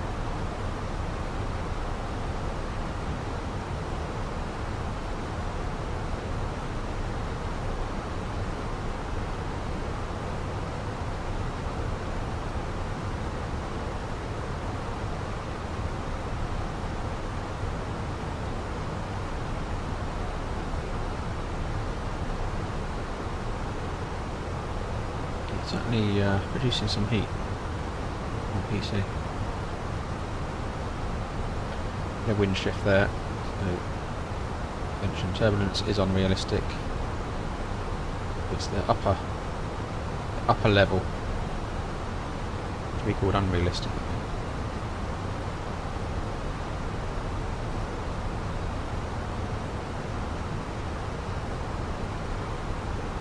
Alaric, you're having some delays recording on the flight to Hamburg. What is causing your delays? Entering a bit of moist high cloud.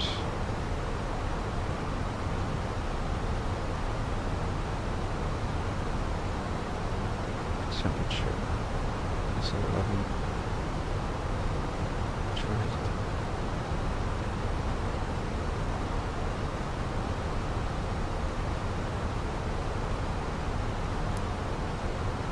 Lights on up here, icing probe. You can really see it. I wouldn't expect to see icing now.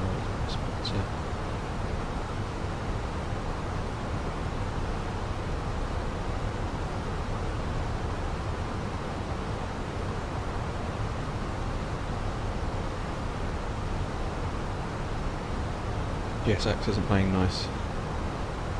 In 2020, I presume you're still in Alaric, is that right? Link down to the light rain.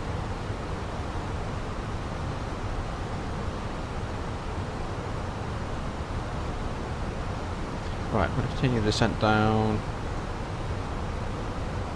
Below, I do feel like 100.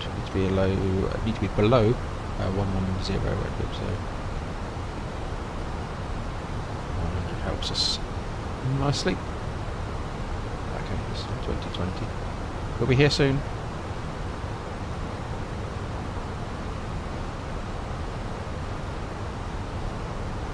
Though stability wise, it's, you know, I know everyone was very grumpy because they couldn't get this in for a few days. It was a bit frustrating.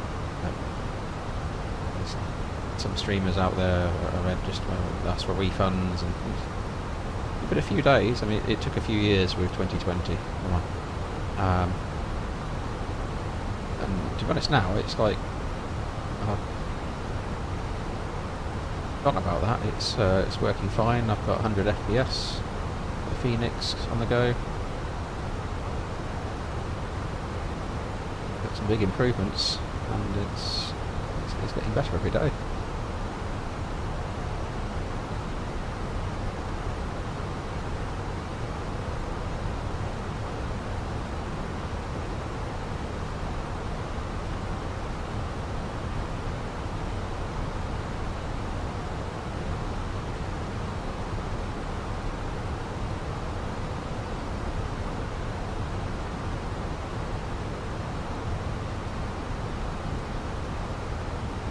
And we haven't crashed the desktop yet either. Did turn some engines off accidentally, but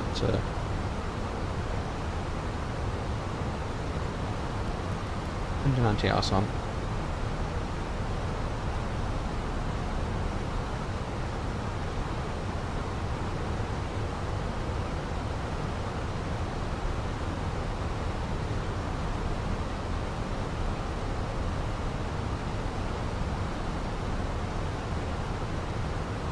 Where are you flying to, Alaric?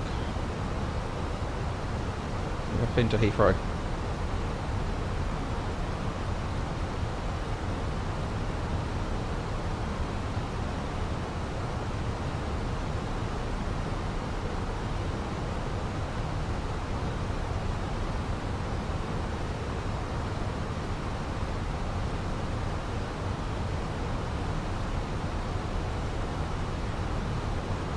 The shared cockpit flying certainly seems to be taking off with interest. Sort of having a dabbling with that.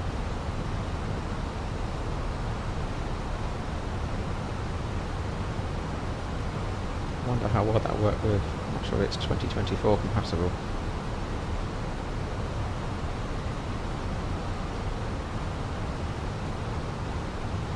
And to Heathrow.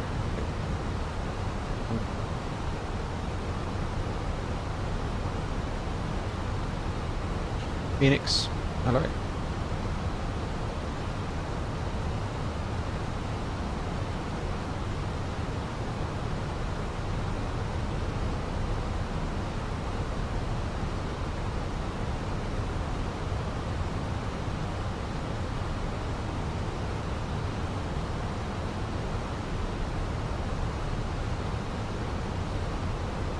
Yeah, the shared cockpit's definitely a better experience than I thought it would be.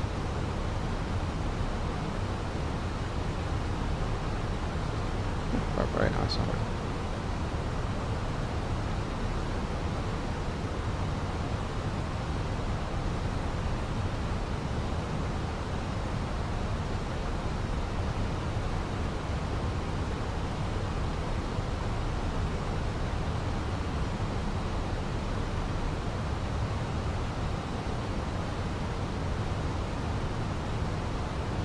Turbulence starting to hit here. Keeping an eye on that. How realistic that is.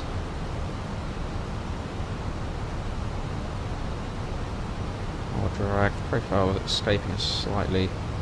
Needs to be got a restriction to be below 110. A little bit spoiler up.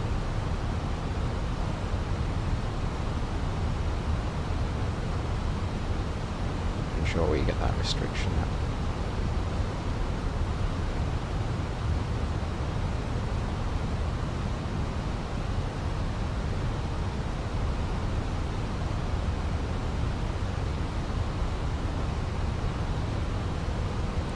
Okay, no.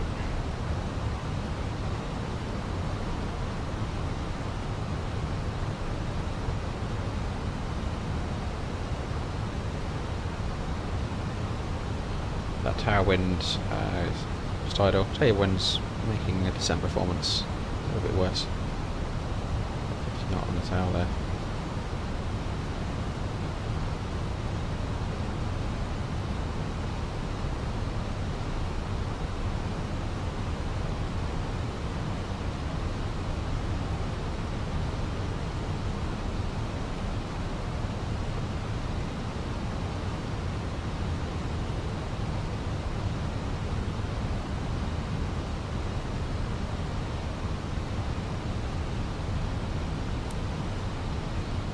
Seatbelts. Flight 100.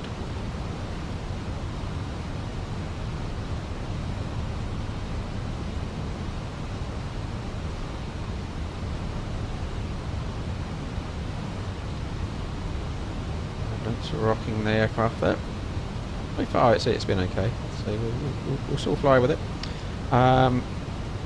It's not like the weather loading in like you had in the earlier days of 2020. You suddenly get 50 knots from the east and then 50 knots from the west. Picking out your autopilot. Alright, let's go down to 70. 70 blue.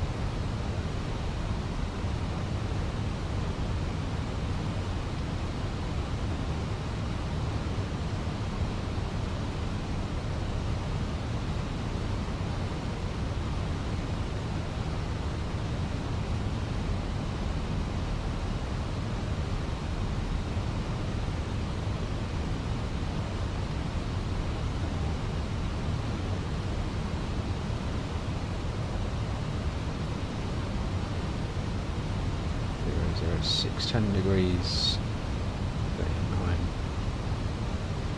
Just change what 005 is in there. 10 degrees, 6 is in the box.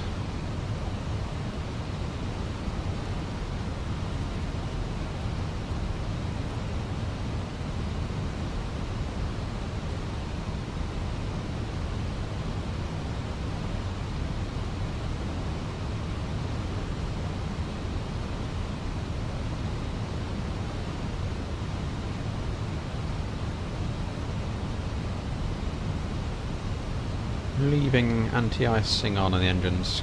The air does look very moist. Just idle.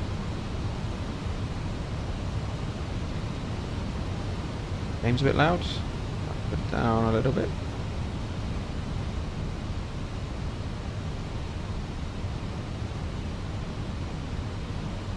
Bit of an issue there on start call and addict, that's all.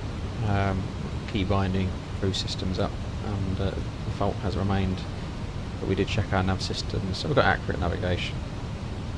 Just a bit of a bug there. Happened after I had a key binding there at the start and pushback, pressed something to transmit, and it cuts both engines out. So I just need to go and investigate that and see if I can find what it is. Remove the in-sim bindings, but I just want to test to make sure that doesn't happen again.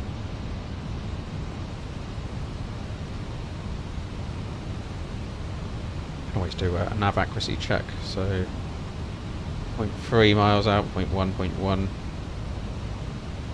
We're in limits for what we want to do here.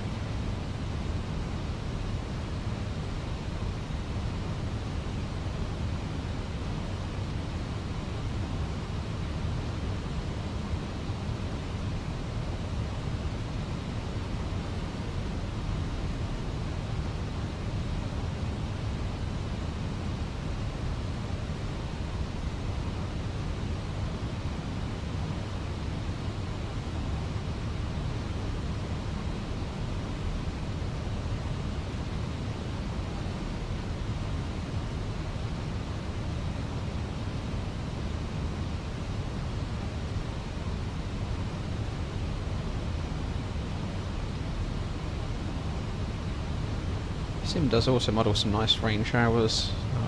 Did a test flight earlier. Multi-test settings and bits and pieces. Obviously didn't found that fixed that binding issue, but some really nice sort of big downdrafty rain showers modelled. Rainbows and all sorts. It's a little bit more colourful.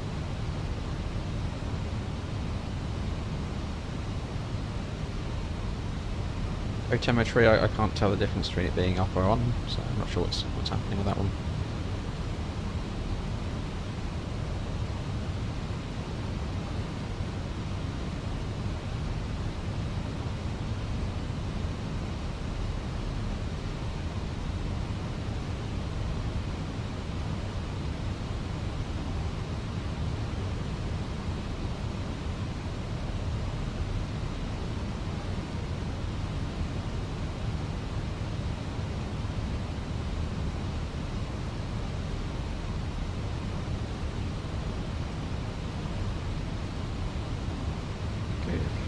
We'll go 5,000. 006.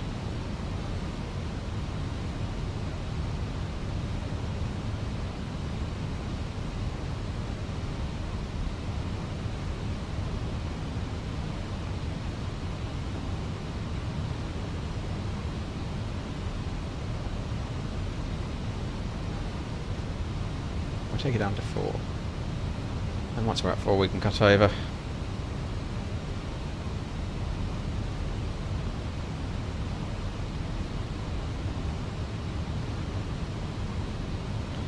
Go. Offside delay and descent. 4000 blue 1006. Now seeing 6.8 now, that's checked.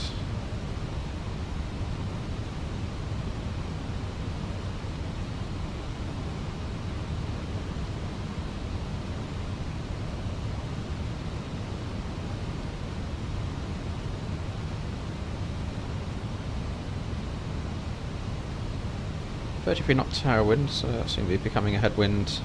We are expecting a bit of a crosswind component, so currently I'm showing, actually it's pretty much straight down the runway now, lifted around a little bit.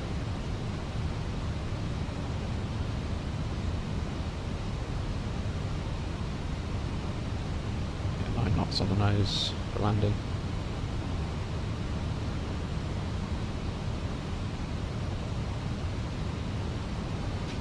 Alright, let's turn us in.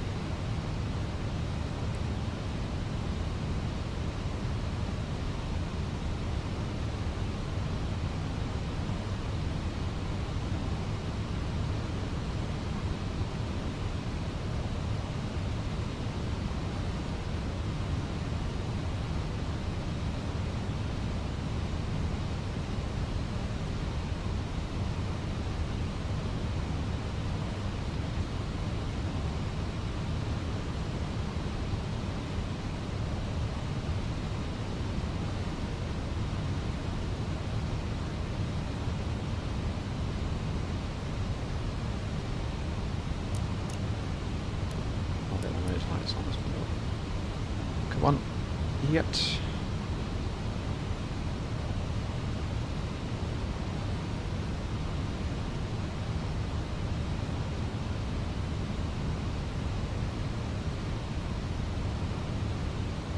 Start. Just what I want to cap reach all.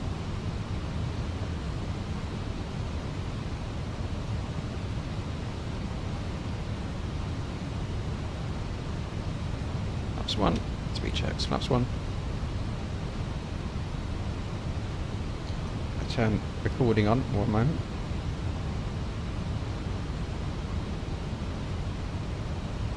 Recording is on.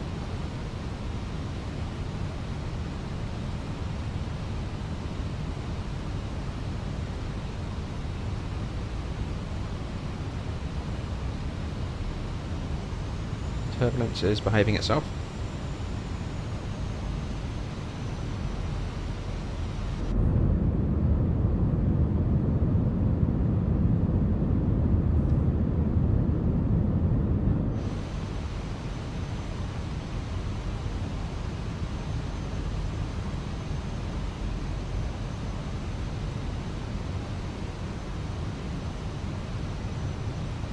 On way inside 12 o'clock lock.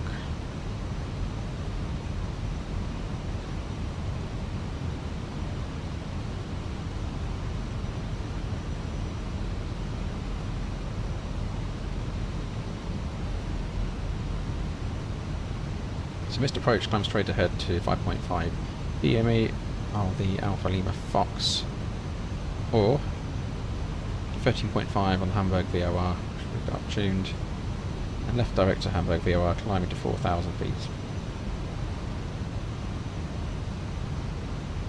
The Alpha is a marker just straight ahead of runway track, so 5.5. Alpha left back round. So it's essentially coming back downwind, left hand downwind. What are we doing? See the blue nose indicated there, Hamburg VOR. And the navigation display.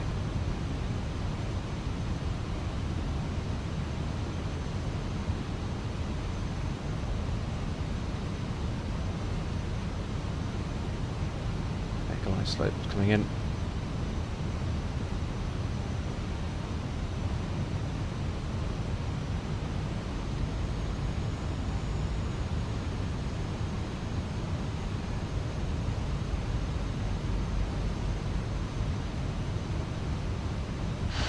Outside.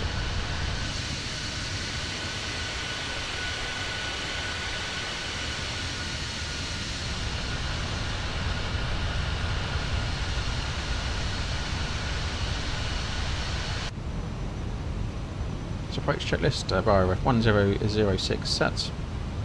Seatbelts are on. Minimums are set 262. Auto brake is low. Approach checklist complete.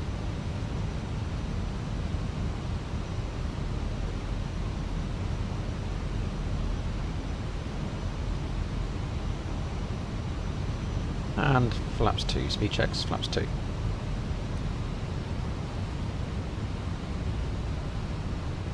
Glyso start.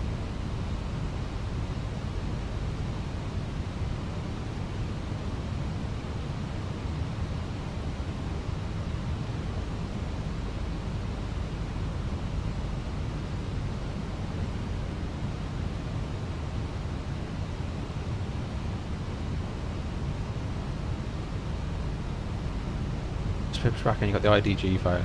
You're not having fun there, are you? Glide slope. Anti-icing now, +8. Just coming up. I'm leaving it on still. We do have icing on, so it's modelled. Haven't seen it have an effect yet, but it's definitely turned on within the simulator.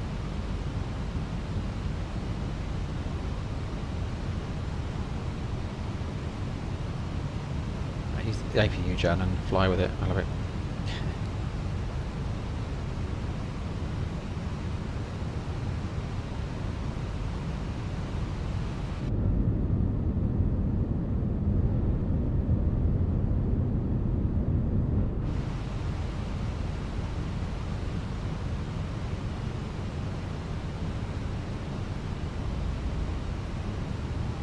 Gear down.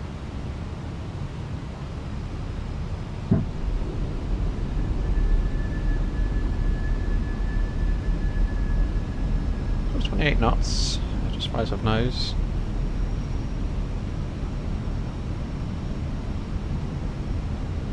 Turbulence has been nice so far. I'm sure it'll give us a little throw on final.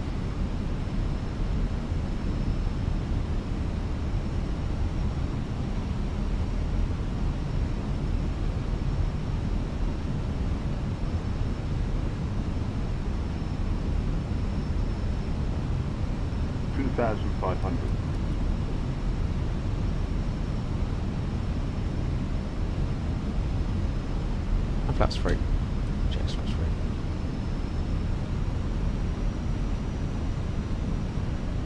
Ground speed mini's doing its thing.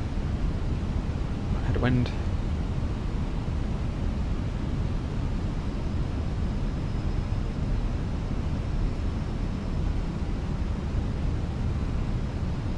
Evening, Chris.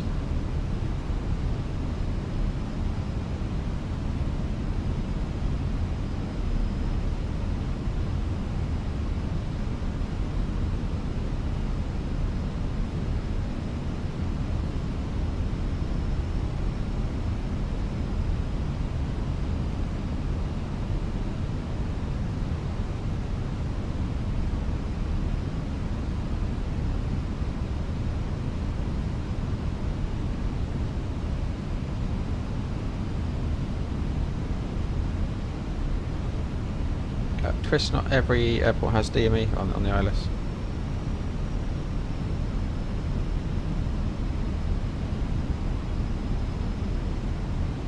Flaps full, speed checks flaps full. Landing checklist, cabin is secured. Go around altitude is 4,000 sets. Eco memo, landing no blue. We've got recording on. Rig FPS check, 90 FPS.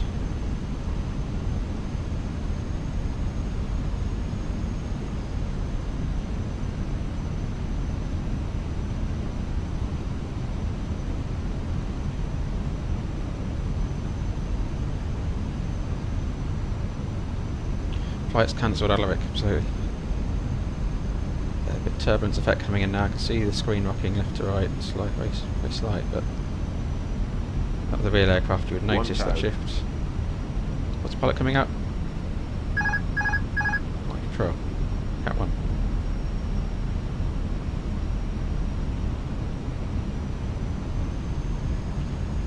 Of speed trend shift, so if you watch the speed trend on the PFD, that's what you're noticing now. Turbulence is starting to kick in. Give me a bit of sync, yeah, it's really starting to throw in now.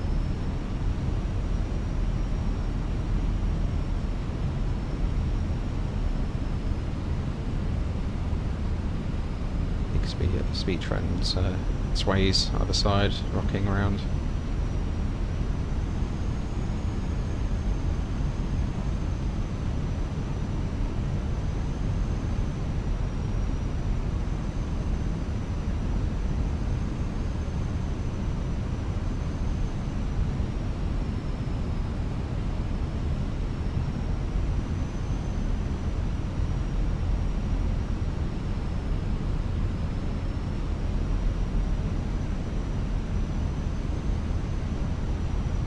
Hundred above.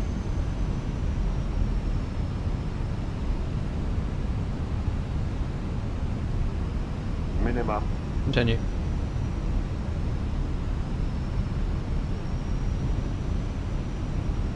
One hundred.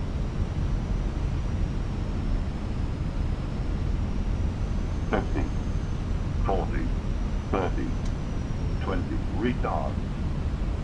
5.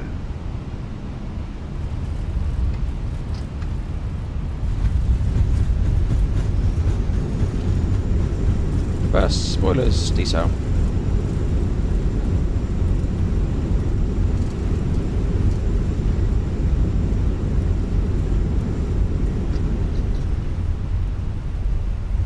Manual braking.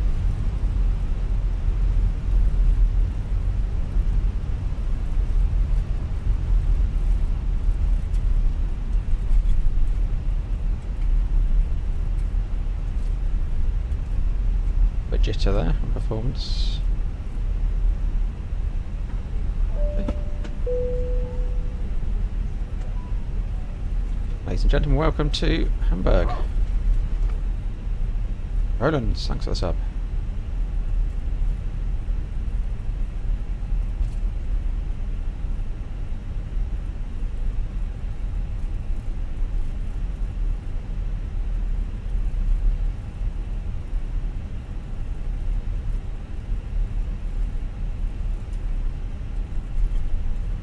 Ooh, which way around should we go? Straight, actually, and that direction.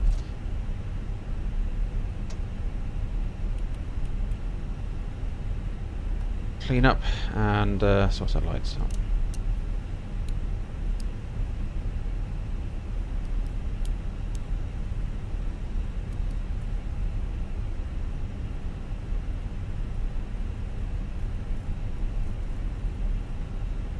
Smooth operator. Someone wrote me a very nice message in the week saying my landings are like belly flopping onto water, and that I'm a risk to flight safety. It made me chuckle.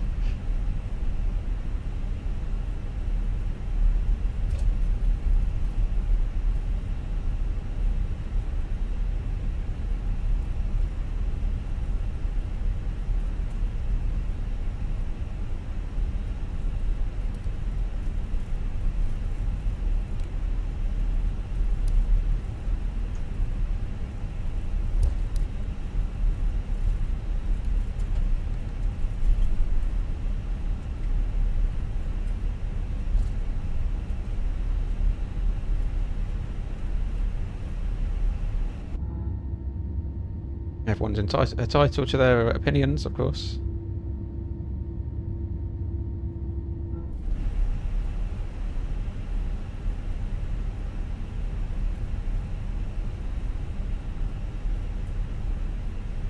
I certainly wouldn't say all my landings are smooth in sim or real world.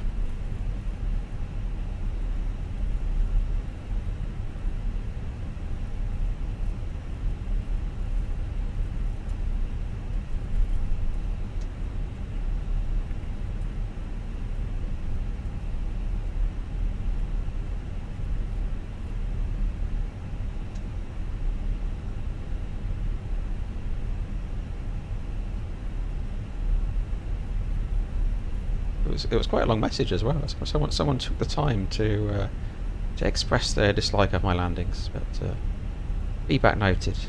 I'll do better.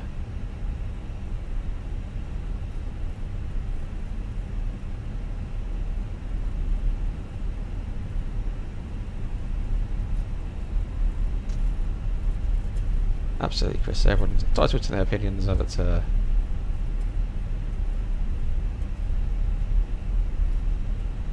it actually tickled me. I found it quite amusing.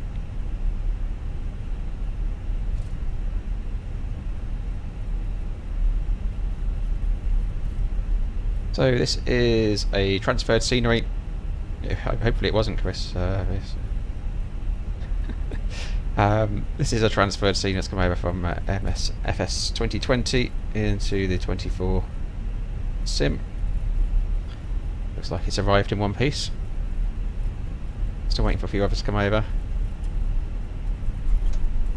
Absolutely, third life is indeed 2 shorts.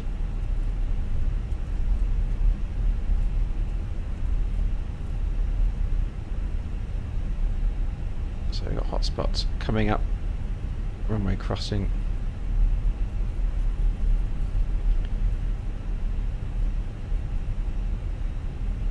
Quite often this one can be an active crossing as well. It would be pertinent to strafe up for this one.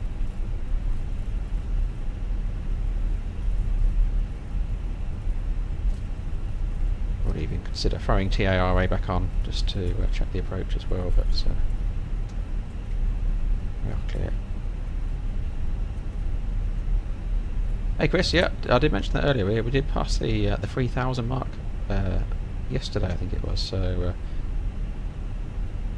have to do a group flight to celebrate. And I did mention the Christmas flights over to Finland or Norway, Chris. You did come up with a destination for us. Just need to firm that one up on the Discord server.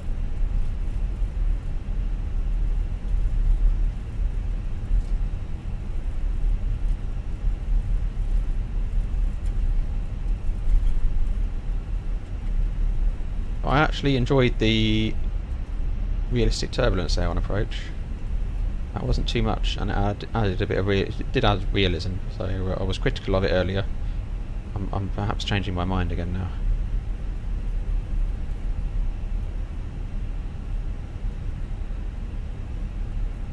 Their old choice of parking locations today.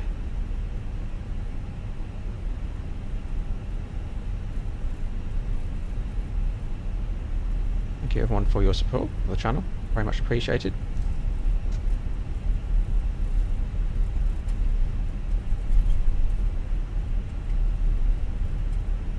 How would IDG stand 6? So we'll go stand 7, here we go.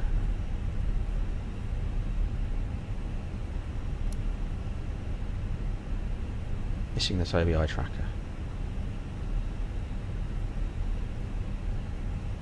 I didn't realise I like it so much. So yeah, turning at the same time as as using my mouse, that happens. Yeah, I missed the OBI tracker. I realised that turning your head in the real world is good. A needed requirement.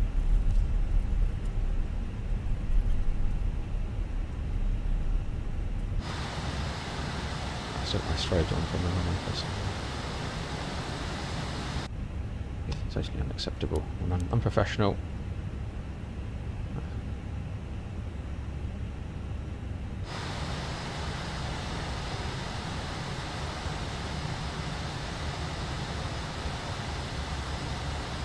Well, shall we try and have a look at the replay before I forget and shut everything down? We can have a look at my belly flop onto water landing. They all are, apparently. So, let's have a look. Oh, don't do that. No. Stop recording. Replay.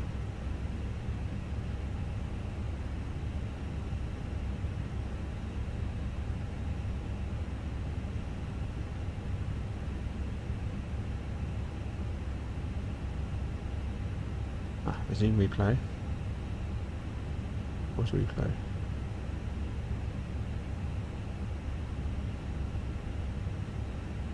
Doesn't seem to be playing.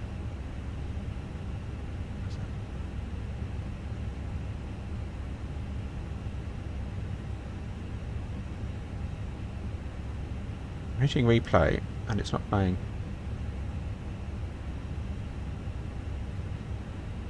can guide it in manually. Click resume replay. No, it's not happening. It's strange.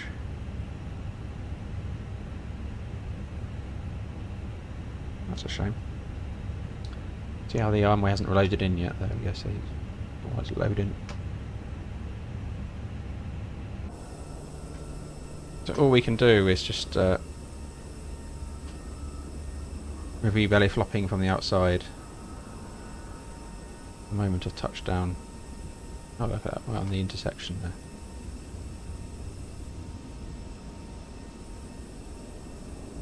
Just shy of the touchdown markers. Pretty much bang on centre line.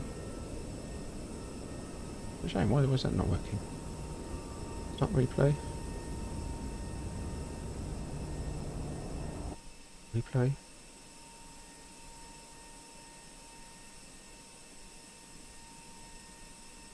No, it's not having it, guys. Sorry.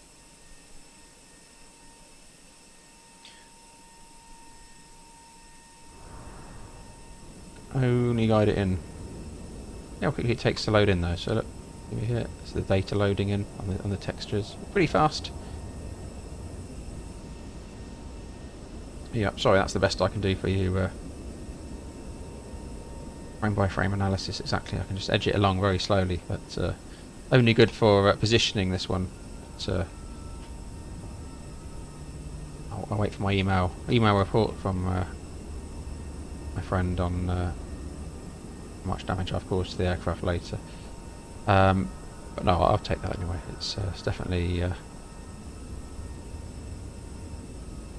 on the centre line anyway. Happy with that. I'll leave with that. Right, we'll I'll take it back to the gate then.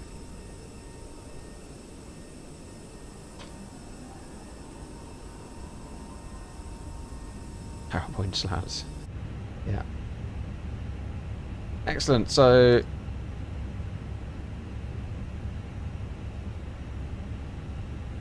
why can't I touch that? I manipulate things. Ooh. And things I can't control anymore. No click spots. Where's that? Right mouse. Right mouse.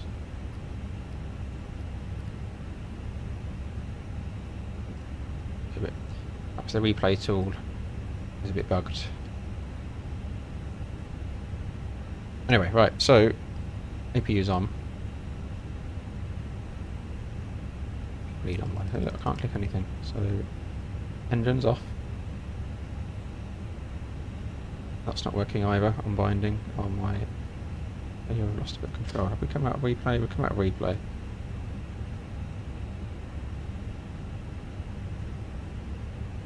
Can jump outside and back in again. That work? No. Keyboard's not working either.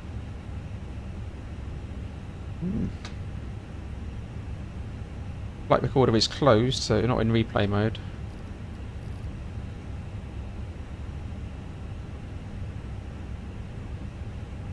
Be strange.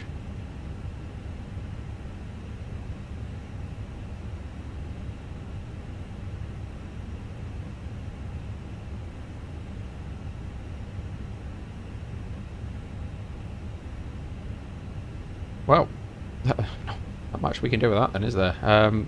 But obviously, to be fair, I've got a binding issue. I'm going to investigate that. Other than the replay, that you can see for yourselves, it all works. Actually, yeah, I enjoyed the real turbulence effects on the final approach there into Hamburg. So, all in all, considering the speed Fenix have put things together to land in 2024, it's still an experimental. It's yeah, it's great. I think it's come a long way. So I'm certainly sticking with the Fenix in Flight Sim 24. Happy to jump back into the other sim every now and then, but I think this is where the focus is going to be and where the improvements are going to come now. So